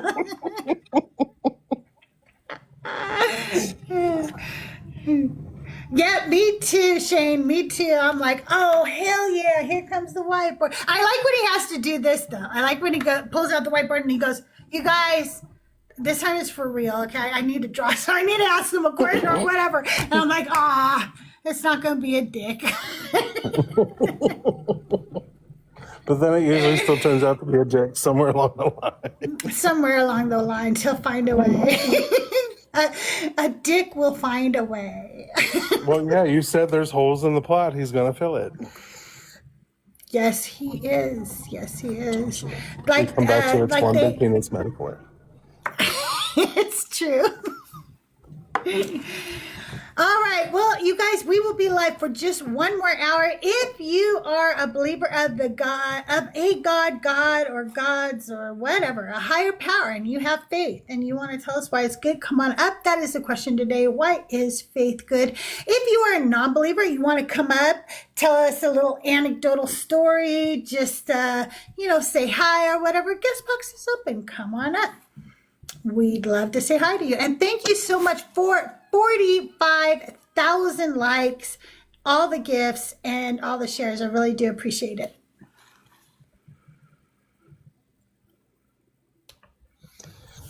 Since they switched these subscriber things to being $10 a month, Yeah. lost almost everyone I've got. Me too. I actually stopped pushing it because it was that's the like, point. It's expensive. I don't It's too want people to expensive. pay, $10 to tune in to be like, No. the $3 really helps support the show each month. But that is one reason why, if you haven't, you should subscribe to my YouTube, because I'm very close to monetizing over there. And once I am monetized over there, I can have subscribers over there, and then I can offer some subscriber only content over there. Yeah, I'm going to start working on that in January. Yay! I'm so excited. Yeah, I think a lot of us realize we got to do that, right? Yeah. But also, there's such a great deconstruction audience over there. There's amazing people over on the YouTube. I also feel like there's a bigger amount of people that we can get to there. There just seems to be more people that hang out on YouTube than there are over here on the talk. And once I upgrade my equipment, and don't forget all your gifts, all your tips, everything. And Robert, again, thank you. Are going to help me upgrade my equipment. We've upgraded my lights. We've upgraded my blackout curtains, and I'm gonna be getting a new desk, and then hopefully a new chair, and then we can start upgrading the computer. And once we get the computer upgraded, it will be so much easier. I'll be able to see when you guys send me Venmo, Cash App, PayPal. I'll be able to see the entire YouTube chat at the same time as seeing the TikTok chat. I'll also be able to go live on Twitch, because I'm already an affiliate on Twitch. So I do want to be able to go live over there. So I will be able to stream more, make more engaging content, if you will, because I'll have a more powerful computer. So be good. All that coming in the new year, hopefully. Oh, did you hear about Mama Bash's station head she's starting? No. Okay, so Station Head is this app where you go on, and it's like live streams that people play music. But when they're playing it and you guys are listening to it, then the artist gets that many playthroughs on their Spotify account or whatever. So for her, playing people's music. So she's going to start one with the music from the deconstruction community, including Thinker, myself, Sandra. She's going to talk to Joel, I think Chris from Life Beyond Belief, and other musicians and stuff. And she's going to start playing deconstruction music on it. And so it'll be like a deconstruction radio station. That'll be cool. Right? I love think that would be really I cool. love that. I'm really excited. And she'll be doing that in the new year. So, yeah, I know it sounds so fun. I'm really excited about it. I didn't know about Station Head. I had just heard about it recently, but I hadn't really used it or anything till Mama Bash told me. And she was like, have you heard of Station Head? And I was like, yeah. But then when she told me about it, I was like, oh, wait, I didn't know it did all that. It's cool. That's cool.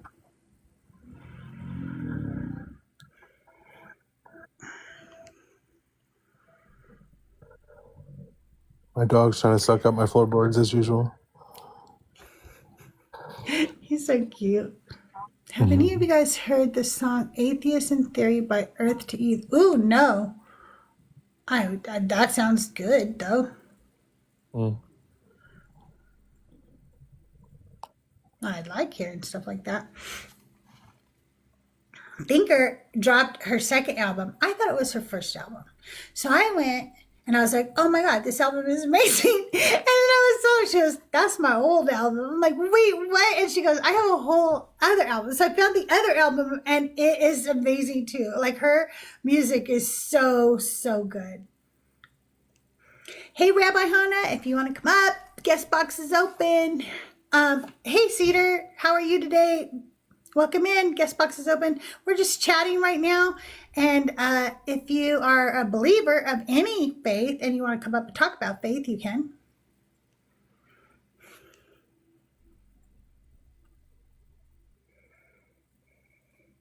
Hi, Rabbi Hannah.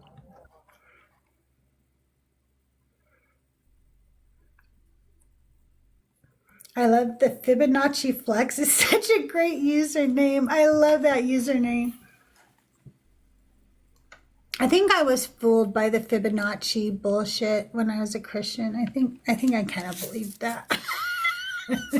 Was that some of that, like, what was that? Da Vinci Code You know stuff? it's kind of, you know that swirl that you'll see, Yeah. like looks like a, yeah, they kind, it's kind of the belief that that is in everything in nature and it proves a designer. Very, very hippy dippy version of Christianity. It's just a very like stupid reason to, another stupid reason to believe that everything has to have come from a creator. I believed the stupid woodpecker argument. Have you ever heard that one? I'm sorry, the what? The woodpecker argument? Oh my God. No. Do I want to hear it? Yes, you probably should, so that way you could laugh. The minute somebody brings it up to you, you could go, oh shit, Chris All right. told me about this one. All right. Okay, so if you follow Ken Ham, which I did as a Christian, Ken Ham, who has the ARC experience in like fucking Kentucky or whatever the fuck it is. I don't know where it is. Yeah. Anyway, yeah. okay. All right. I grew that up in guy? Kentucky. Okay. I'm aware. Yeah. Okay. All right. So if you follow him, he teaches that evolution cannot be true because of woodpeckers. And he tells you that evolution teaches you that animals adapt to their environment. And if that were true, so basically he tries to tell you adaptation cannot be true. Okay. He said if that were, that is impossible because the first woodpecker would have slammed his beak into the tree and he would have died. And then he goes on to explain how a woodpecker is and, you know, how their tongue is and how their brain is, you know, protected and stuff. And it obviously had to have been designed that way because there could never have been a first woodpecker to slam his beak into a tree. And I believed that.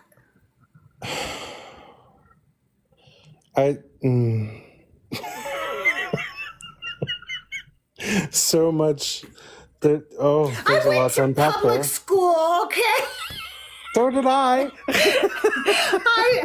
right, well, maybe I was asleep a little bit more than I should have been in class. So did I. Like, yeah. I did. But you also went to college. I didn't go to college. So. No, I I'm got 2 thinking that was my semesters into excuse. that. Yeah, Oh, okay. I had 2 semesters of that. I had My that problem too. is that my ADHD was undiagnosed until 40, so I was really bad. Even though I graduated with honors and I did well, that was hard to do because I was undiagnosed and college proved impossible. Because by the time I started college, I couldn't remember shit. I graduated I'm pre-calculus, could 59. not even test out of basic algebra. Okay, I am 59 and I am getting tested this month, Dugald. It has taken me all this amount of time. I could not get people to test me. I finally called my insurance and I'm like, what in the fuck is the problem? Am I not covered for this? They're like, you are 100% covered for this. And I said, then get me a fucking doctor and let's get me tested. I had been begging. I don't know what it takes. So finally, I get tested this month in around the 15th. And I'm really excited because, like, I know I have it. I just need the fucking diagnosis so I can be treated appropriately for it. Right. You know, it It's sucks. it's rough. Even with medication, I still have a hard time with my short-term memory, like, or my memory in general, because like somebody will be like, "Hey, do you remember when we went and saw that movie?" And I'll be like, and they'll tell me about the movie, and I don't remember it. And it's not because I don't actually remember. It's because I equate it to my brain, even though it holds a lot of stuff. It runs on DOS. You got to put the right command in. So if my memory is tied to a fucking drink that I had, then you talking about that movie don't mean shit to me until you bring up that drink, and then suddenly I will remember everything. So that's where my problem really lies. My memory is it's not great. Well, memory recall, I guess, should be the word. Not memory, but memory recall is not good. I used to have a very sharp memory recall. Obviously, I'm getting older, so it's not quite as sharp as it is. But I would say my memory feels pretty good still. But I'm easily distracted. I shut down. I get I get executive dysfunction very easily. That one's the rough one. And it's really rough, especially for people who don't believe you. Like they don't understand what it is. And they just think you're trying to avoid something. And like I've literally been in places where I'm just like, no, like I will cry because I'll be like, it's that I want to get all this done and I see what needs to get done, but my brain cannot, it feels overwhelmed and I can't do anything now when I'm that overwhelmed. If you throw more than 3 options at me, you've overwhelmed me, and there's nothing I'm not going to be able to tell you an answer. Because it's just not going to happen. Because I have to sit there and weigh out all the pros and cons, and you've officially sent my brain in 16 different directions, and I can't reel that back in. I know, and when you try to explain it to somebody who's neurotypical, they really think that you're doing this somehow, right? And like I would try to explain to somebody who's neurotypical, like, I know you go, hey, do you want to go swimming? And you think my option should be, do I want to or do I not want to go swimming? But that's not what my brain does. My brain goes, the real option here is, do you feel like going and getting dressed, finding your bathing suit, switching into your bathing suit, rinsing off first, getting into the, swimming pool. Once you're done swimming, you're going to have to get out. You're going to have to dry off. Are you going to put the same clothes on that you wore before? No, you're probably now going to want to take a shower. And it becomes this whole thing instead of, do I want to go swimming or not? Yeah. It's like, fuck. Now, if my hyper focus meets up with my excitement, then usually I'm good. But that's not always going to happen. Like for example, the reading thing. Another thing I have a real problem with on my side of ADHD is the procrastination. So if you couple that with executive dysfunction, I ordered so many books on this religion, on racism in the US and all this stuff. And I have like so many books that you're ready to read, but because there's so many of them now, I can't pick which one to do. And I can't. Yes. So now I'm just stuck with books that I want to read, but can't figure out how to make myself do so. There's a pile of books at my feet right now. I have so many books, but I am hoping that at least going to this doctor, whether they medicate me or not, I obviously that's probably going to happen because that's usually what they do. But I'm hoping no matter what, we can work to finding ways to help me be able to hold my attention better on things like reading. For instance, I love reading. Lists and calendars help me a lot personally. Going to the store without a list I will wander forever. And it's not because I like shopping. I actually can't stand fucking shop. I hate shopping, Me especially neither. grocery store shopping. But I'll be there for 2 hours if I don't got a list, because I'll wander from one end of the store to the other, because I'll be like, oh, I need this, but that's on the other side of the store. So it's not planned out. I can't, it doesn't work. Same. And I am always late to things or don't remember people's birthdays if I don't keep a calendar. Me too. So I will I remember have your to. birthday up until your birthday, by the way. I will be thinking all week long, hey, you know what? Yep. Oh my God, Friday is Dugal's birthday. Friday is Dugal's birthday. Monday, be thinking that. Tuesday, be thinking that. Wednesday, be thinking that. Friday comes, I fucking will not remember to say happy birthday to you whatsoever. No. I don't know why. It just sucks. And it's funny know, because I managed to graduate high school. Granted, I was middle of the road as far as like class ranking for my class, but we had a really big class. I was like 240 of like 500 people or whatever. But I still graduated with like pre-calculus, advanced chemistry, advanced biology, like I advanced English or honors English, and like all these like advanced college level classes. But I'm telling you, I skipped one semester before I started college. I stopped for one semester. I didn't continue school, and by the time I got there, I couldn't even test out of basic algebra because I just could not remember. Now every algebraic equation looks the same. I couldn't fucking figure it out. Yeah. I almost failed the class because I couldn't understand, like, these all look the same to me. Why are they not coming out to the right answers? I don't fucking get it. And then I got frustrated. It just was really I hard. have dyscalculia. You might have that too. And but that's okay. So when I was in all the way up through middle school, I did really good in all my classes. In middle school, I started getting like C's in math. That was really unacceptable in my family, by the way. That was big time punishment for having a C in a class. But you needed just a C in order to advance to pre-algebra when you went into 9th grade. And I had a C. But when we went to get my schedule, pre-algebra wasn't there. And I tried to tell my mom and my counselor, hey, I met the requirements. I got a C. I should be in pre-algebra.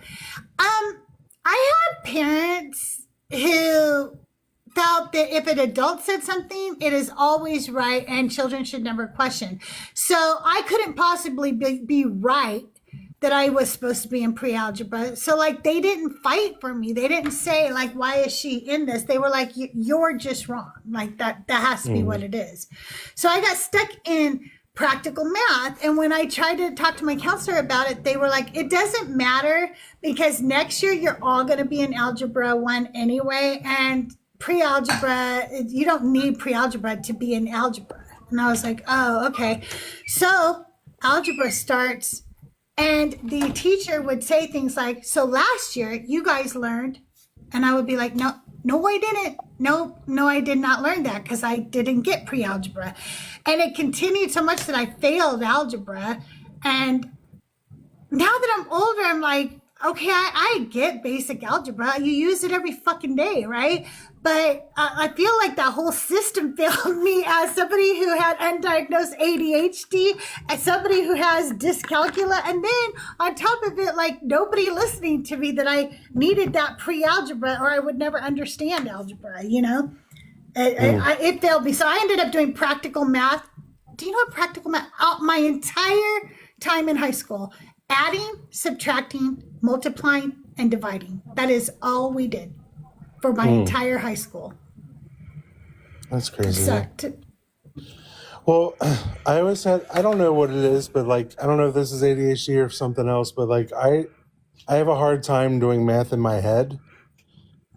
So I have to break numbers up into fives, and whatever's left over, I either add or subtract to the whole number that I got from what I had. Like, I have to break it up in fives or else it doesn't make sense to me. I think it's Like, if a you form give of me dyscalculia. what's 7, right? Well, maybe, because if you tell me what's 5 plus, or like 6 plus 7, I will have to take off the 2 from the 5 and the 1 from the 5 and say, okay. Yeah, I get it. You see what I'm saying? 13. And say, okay, well, that's 10, Yeah. here's 13. There we go. I have to break it up like that. I can't do it straight up from the number. It don't work. Okay, I love it that you say that because I've always told people like, you can give me a math problem. I mean, don't give me a math formula. Okay, like don't give me Harvard formulas that are written on, but the basic math problems. Like you could say if this guy was going here and he needed to get here and he used this, I could figure out that math problem, right? A word problem or whatever. But the funny thing is, I'm not going to get to the answer the same way you get to the answer because I seem to take very long routes in my math too. I do tricks like you do too. That's how I see the numbers, right? Yeah, because in my head they're not. Even though I think with an internal monologue, I don't think with pictures. It's literally just nonstop words in my head. When it comes to math, I have to visualize it, and it's always I have to remove the largest amount of numbers from it first to deal with it to make it manageable. Otherwise, I don't understand the number. Like 6 and 7 together, even though I understand it's 13, 6, 7. I still have to break it up. Right. I get that. I totally get that. Until I memorize that will be live answer, for just about a half hour more here. So I want to thank everybody for hanging in with me. And Dugal, thank you for hanging in with me, hanging out with me, being up here and being my friend. I know 6, 7. Oh, Jesus, I wish I hadn't even read it now. So all I funny. picture is broccoli-headed teenagers saying that shit.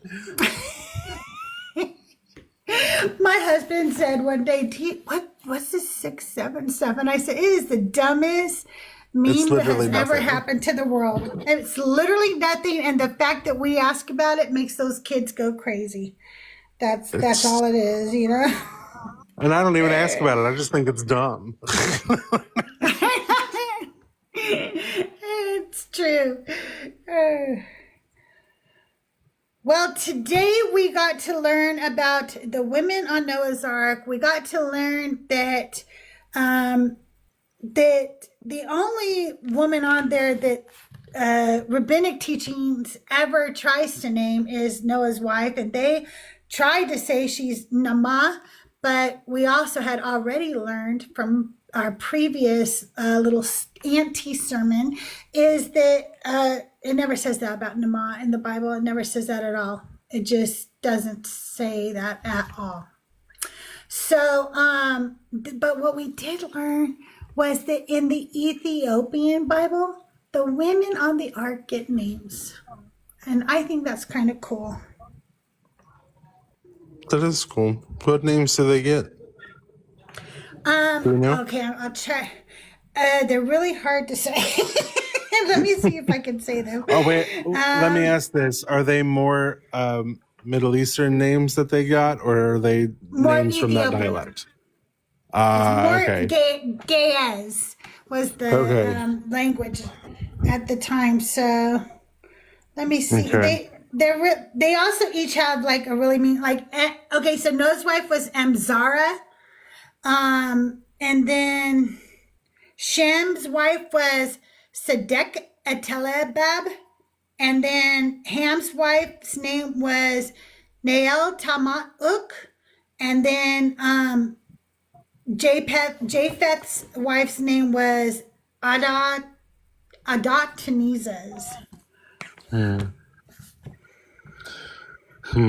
I wonder if that's specific to only their version of this Bible or not. Oh, it's specific to the Ethiopian Bible for sure. Like, So it's not seen anywhere else. Okay. I don't know if there's some that's the only apocrypha place anywhere on else it. that might do it instead, that they're correlating It's it in to or not. the book of Jubilees. I wonder if they're the same then. I'll have to look. That's interesting. Yeah, Very it interesting. is interesting, huh? I like it. They should have names. They should have always had names. They're the ones that were always sold off and graped and beat and whatever the fuck else this god and people wanted. Repopulate the whole earth. What the hell, man? Pop out some babies for us. What are you talking about? Wait, but yet again, I'm going to point out that I said earlier that the vagina was so powerful, it lured spiritual wing-eyed beings to adopt human form just to fuck them. So That's right. I'm gonna need for more respect to be put on the female species of any group, of whether it be human all the way down to fish. I don't give a fuck. Put some respect Could on you the female imagine? side of things. Every time an angel showed up in the Bible too, what is the first thing they say? Do you remember what's It the was very usually first thing they somebody always washing say? their feet. It was somebody usually washing No, their the feet. first thing they said was, "Do not be afraid." Of course, they Right. say, "Don't be afraid," because they were scary ass motherfuckers, and those women Oh, had yeah. to sleep with them. Right. How That's do you crazy. sleep with wings and eyes? Right? But What? how do you? What? Exactly right. What? I don't. I don't. Do they take on I don't know bodies how that like works Yahweh either. does? This is You know, another thing.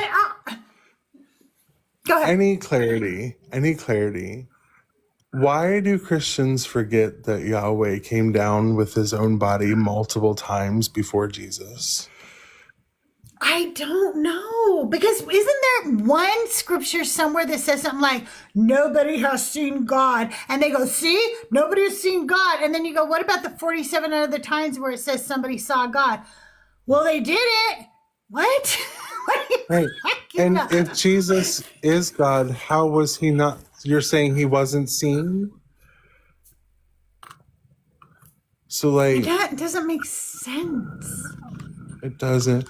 I'm just trying to figure, because, like, it's like Jacob literally wrestled. He didn't wrestle with a spiritual being. They talked about a physical wrestling. Like, they And we was. know this because he broke his hip or whatever. He got knocked out of place. So this is not spiritual. Right. This is physical. And they let us know it's physical. And God himself says to Miriam and Aaron, okay? He says, hey, to some prophets, like I come to them in like a vision or a dream or whatever. But Moses, that's my dude. When I talk to him, it's face to face like a friend. He doesn't, he's making it really clear. I came to him physically, clearly he saw me. It was Right. just like a friend. But they always like make the claim that like he's the embodiment of God's body on earth, and I'm like, y'all don't hold this reverence for any other versions of it. Y'all don't even have names for those ones. What's the difference? Yeah, true. Lush asks, didn't he wrestle with an angel? That is something that's been debated throughout, I would say, the writing of the script, the text actually, because if I'm not mistaken, he's talking to the Spirit of God when it happens, right? And then some people try to change that and say that means angel, but it never says angel. It's not using the word angel there. No. And the people become the people Israel, right? And what does Israel mean? One who wrestles with God. It doesn't say one who wrestles with an angel. Right. Or spirits or anything else. It clearly says wrestles with God.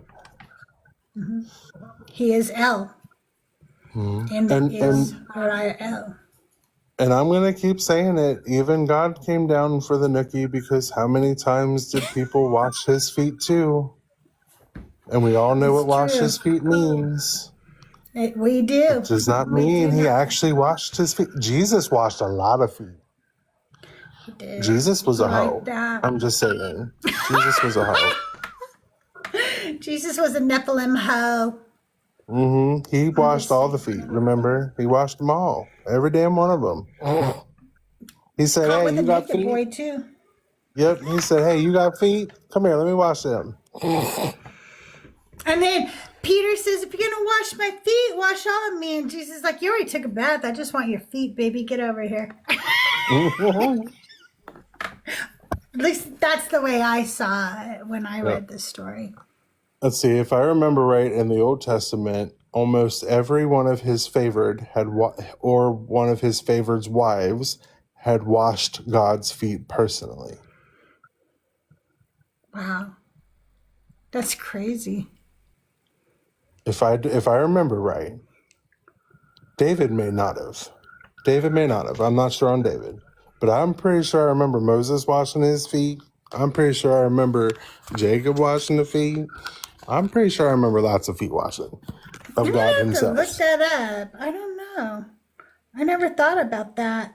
That's why I love these conversations, because there's things you guys see in the text or think of that I never even considered, you know? It's like, some of them I just still shock myself. I'm like, what? Why did I think of burning bush taught? What the hell was I thinking? I don't know. And some of the things, like, okay, Joel and Mez will bring up this point this one time that I don't know, like, I guess it feels very obvious now.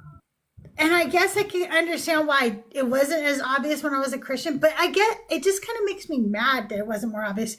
There's some scripture where God, tells him, go unalive everybody, this, that, and the other, how he is, always, killing everybody. But then he says, and hamstring the horses. And hamstringing the horses is literally just cutting that tendon in their leg, and then you just let the animal suffer and die, and it's very painful. And it was so that people couldn't take the horses or use them. Okay, what are we doing? Why on earth would some kind of all loving, all good God want you to torture a horse? And why didn't I ever see that in the text? Why didn't I ever go, that's just gross? Right? Well, it's kind of like when they say that God made all the animals to be his helper, and the final helper was a woman. Well, what does woman do that the animals couldn't? Exactly. Why didn't I ever see that either? Why didn't I see that God literally goes, you know what? Women are so low on the hierarchy. I am going to make dung beetles before I make her. Meanwhile, the same jellyfish from that time are floating around in the ocean right now. Exactly. Just saying. Okay, so I was wrong. God himself apparently never had his feet washed, but his angels sure did by Abraham, by Lot, by quite a few people. So the angels were all about it at the very least. Yeah, they were. That even makes sense. They were like, let's see if we can make the humans. They said it was their hospitality. Of course, AI tells you that it's for hygiene, but when we find out the customs of the time, feet washing was a greeting of kissing some lower genital areas. Yes, it was.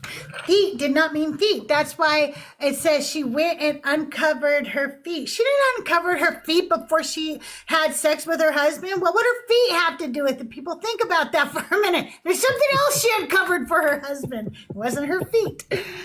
Right. It's crazy. But these people wear sandals. You all think that their feet were a problem? No, come on now. No. Come on. Come on now. No.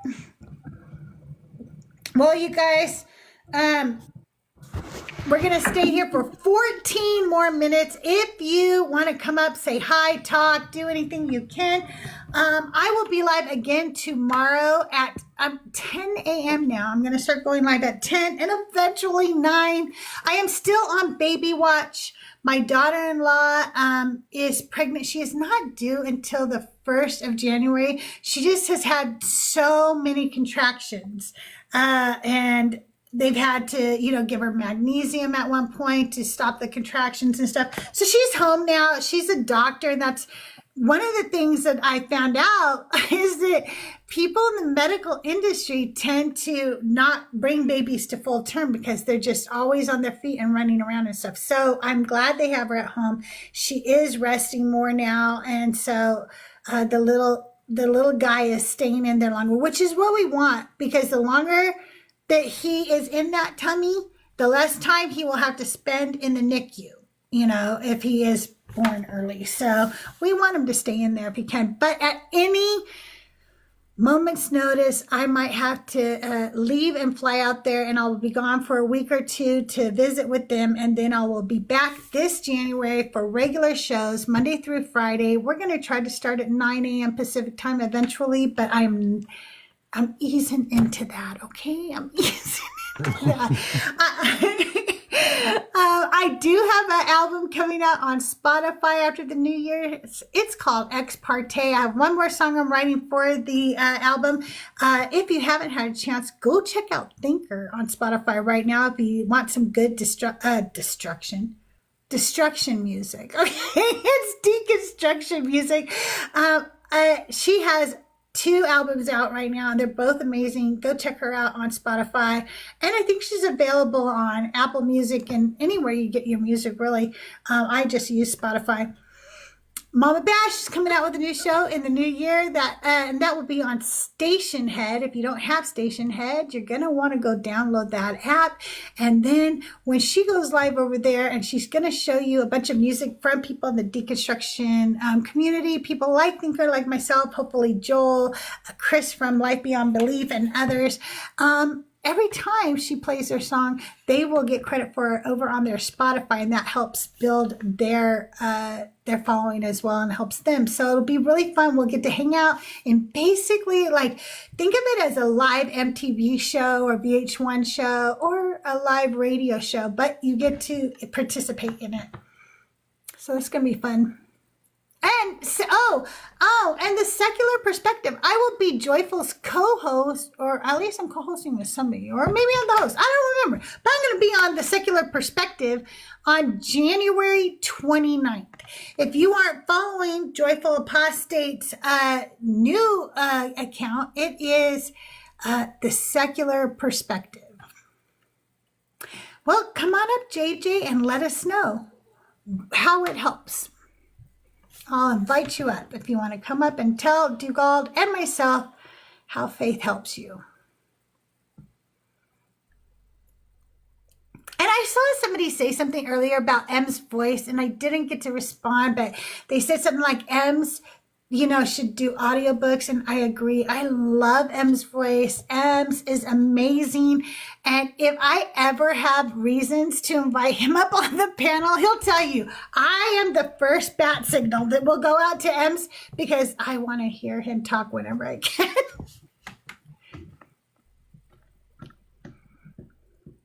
Okay, JJ. Well, I'll be live again tomorrow. And if you want, you can come up and talk with us tomorrow. I'll be live pretty much all week. Even on Christmas, I think I'll be live.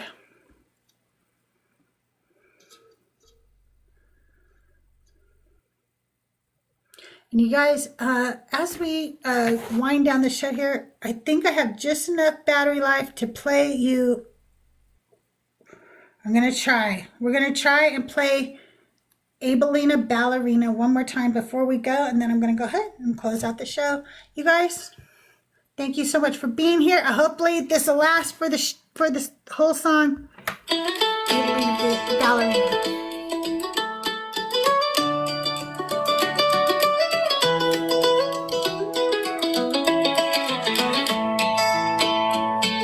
Abelina Ballerina, spinning in her tutu. All the world's a stage, lacing up her ballet shoes. Abelina Ballerina, they applaud as you dance. You're so precious, little angel. Dance away if you can. Abelina Ballerina, wooden floor counting time. In the mirror she's a swan, arabesque in pink tights. Abelina Ballerina, sitting still in a pew. Preacher says that light you feel doesn't really come from you.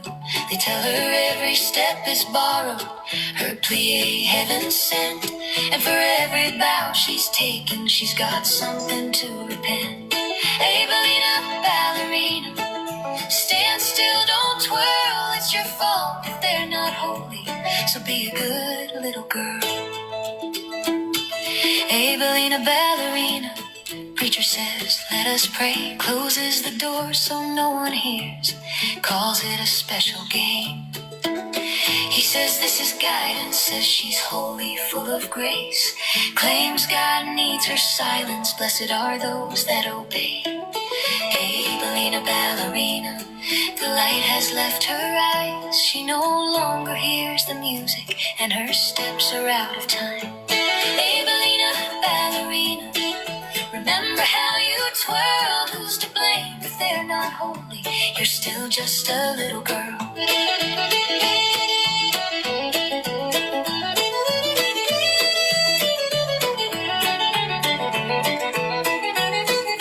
Hey, ballerina, ballerina, stand still, don't twirl. It's your fault if they're not holy, so be a good little girl.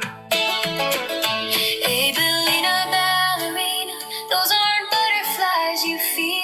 Life grows heavy inside you, child. There's no way to conceal. They say her name like a warning. Obedience her only crime, while he preaches purity, taking them for every dime.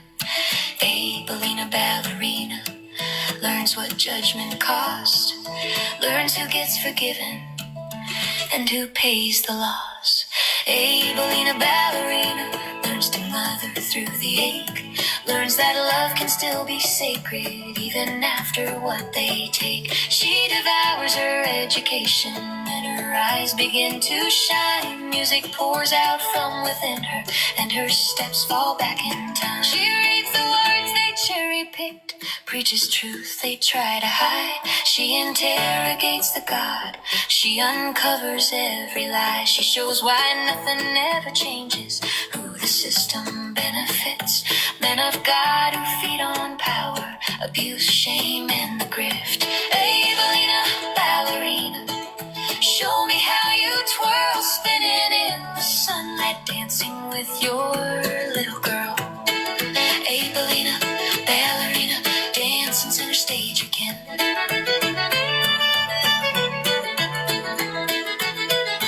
Hey, ballerina, ballerina, dancing barefoot in the sun. You're so precious, little angel, and your dance has just begun.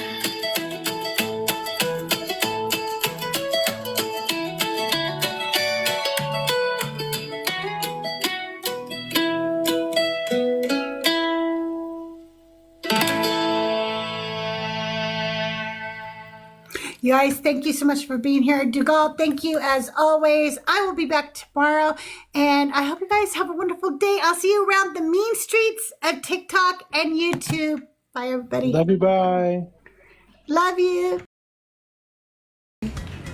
Sammy, bye. Welcome, bye.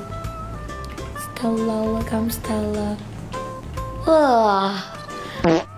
Yeah. Thank you for doing my Carla. Give me back my Carla. Like, what's your name?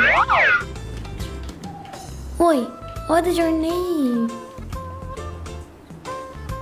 Like TV.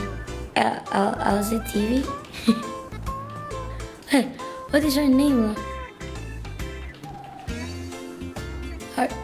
Arca Angel.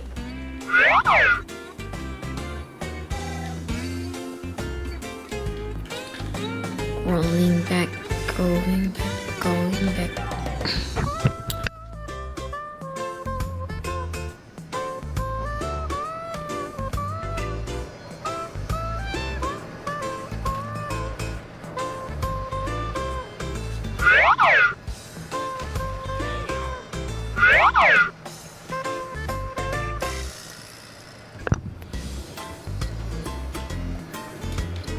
Halo Jafran, Jafran, welcome Jafran. Enough ya. Oi, matiin. But my name is not Pine ya. Your head, Pine.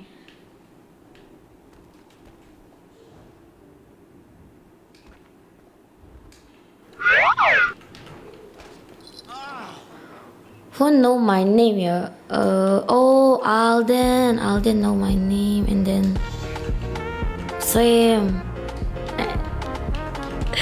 Raya! Raya!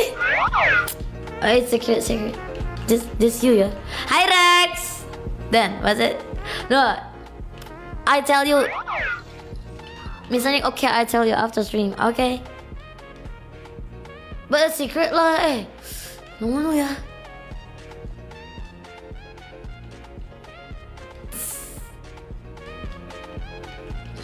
It's a cute name, right? It's a cute name, right? Raya? Okay, I said it before. You know. I don't know. Yeah, right now you know my name, and then yeah, I told you is what we call pineapple. Hi Laylee, welcome Laylee. How are you today, Laylee? Oh my god, Laylee, I miss you so much, Laylee.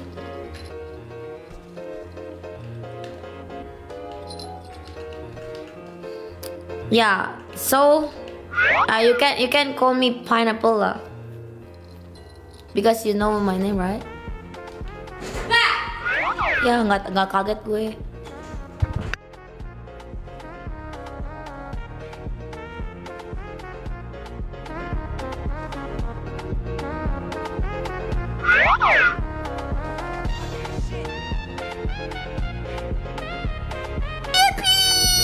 Woi Raya, Ini aku nggak ngasih tahu demi Allah, oke?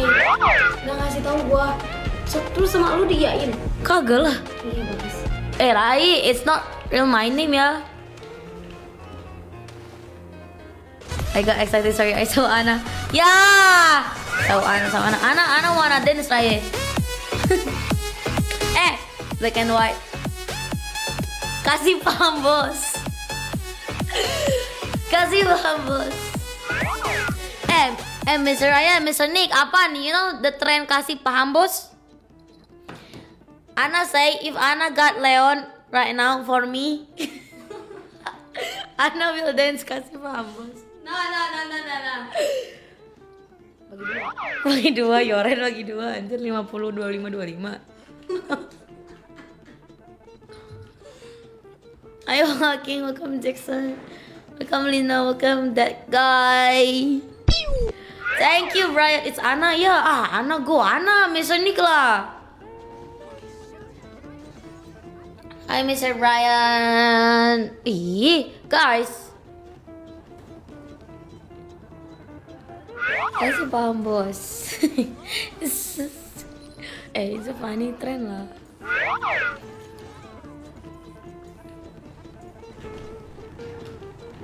I see you had a minus. Don't tell to Moza lah. Moza, I already know about my score ya. Guys, stop it for talk about my score lah. Oi. You know, I'm number 1 in Wuhan because look my score. But I don't see the minus in my score right now. When Kaiva minus kan? When ya Kaiva minus ya? When ya? You number 1 in the bottom. Number 1 in the bottom. But I'm not minus, guys. Sima. Who knows you had a talent for this? What? Talent me. No ya, Mr. Raya look lah. When ya Kaiva minus ya? When ya Kaiva got minus ya? Champion almost losing. Oh iya Elias. Sorry Elias, I send right now lah. Wait. Sorry Elias, my bad.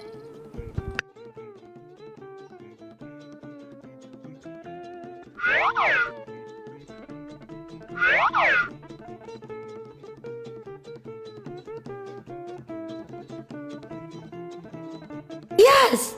Elias, I can send picture if. Oh my god. Oh, make sticker ya, sticker ya. Wait.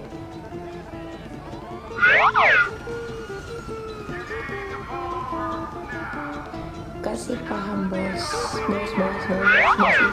Ivan.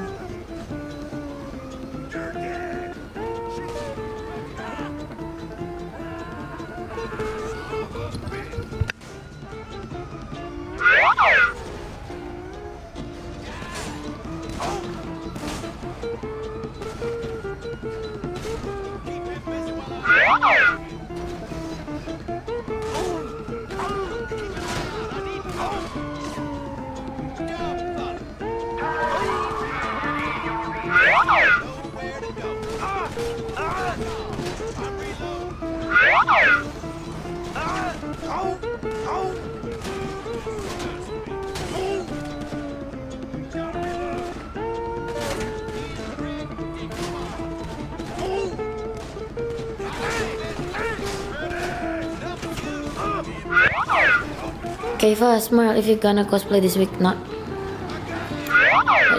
Yeah, I sent picture Anna to you lah, Elias. Boy.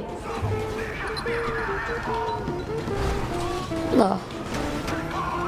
You can see right now. Let me check now. Okay. Hey Alex. Oh, thank you Alex. W lah Alex. Yeah, you're smiling. I'm not smiling. No ya, apaan? Apa nih from Malaysia ya? Which city apaan? See?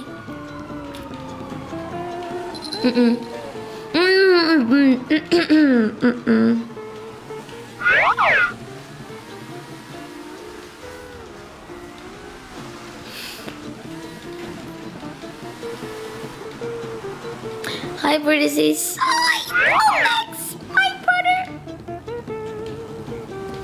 Alex, my brother. Welcome, Alex. I'm tired, guys.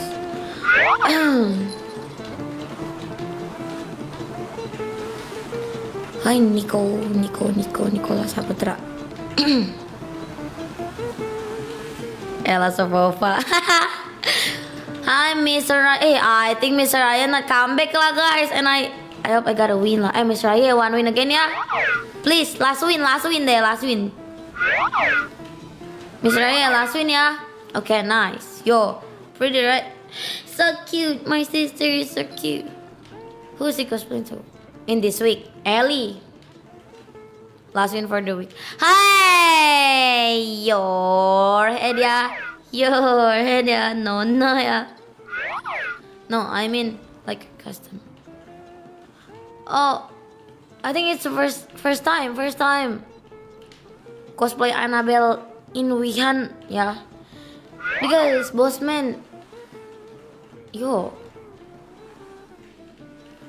it's the first time. Just Anna, only Annabelle, only Annabelle. Ella F Fova, what mean Ella F Fova lah? Bas. Oh, dia emote.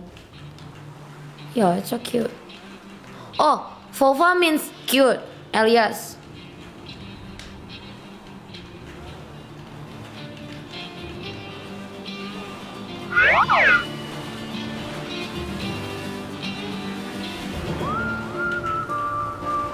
Oh, never mind, it's Annabelle, yeah. Elias, Ella F Fova, it means she cute.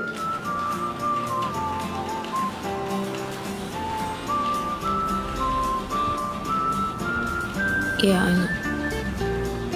No, I'm just asking about that. I don't know the translate. Guys, no flip lah, Ella. Wait guys.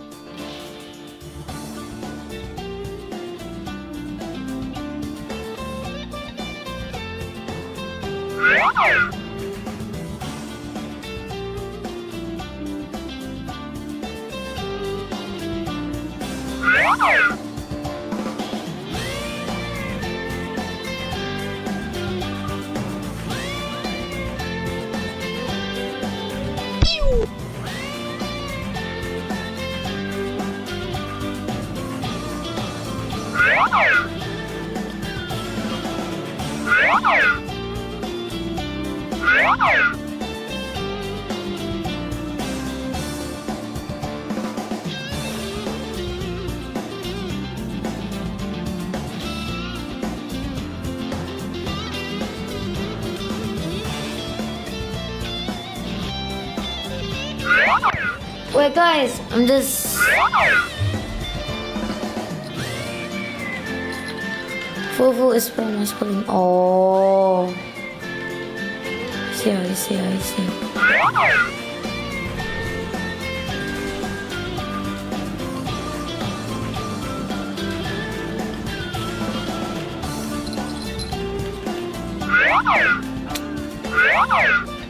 Ay, boy.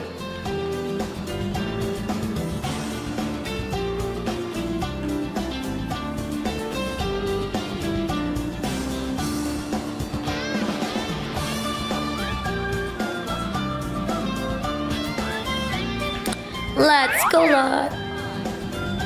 You guys gonna stream on New Year's? I don't think so, right? Still stream lah, Elias. Yeah, Raye, I win, Raye. Yeah, I think Mr. Raye not here, so Mr. Raye give me win, right? You guys like, no. I wanna.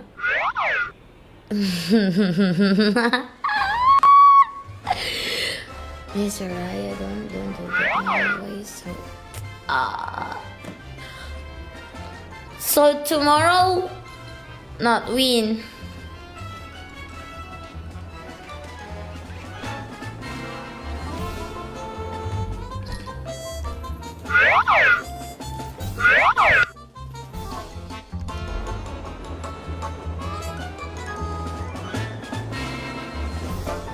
Baller. Boy, car, please mark. Mark, please mark. Ah, elah. Raya. Raya.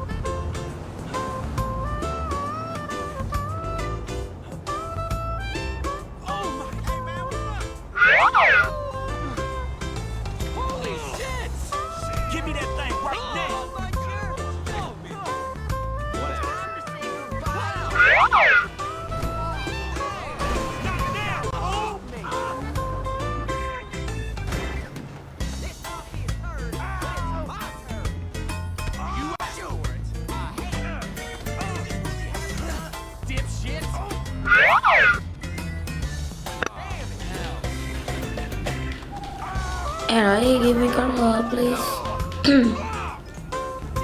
See.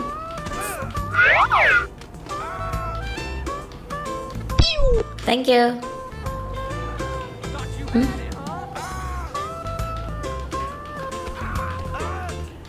Oh,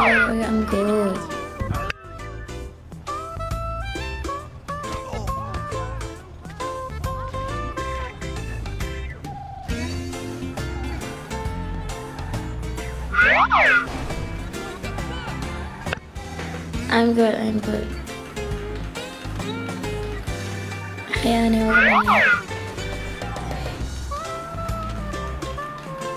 Yeah, hey, guys, where is he?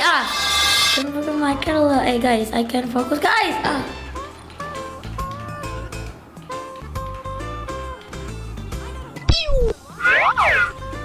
Thank you, Raye. Thank you, Ivan.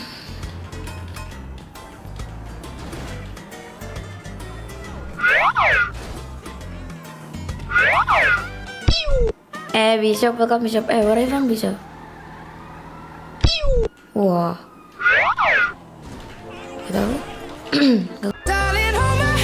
Nothing beats a Jet 2 holiday. And right now, you can save £50. Give me pink sunglasses 8.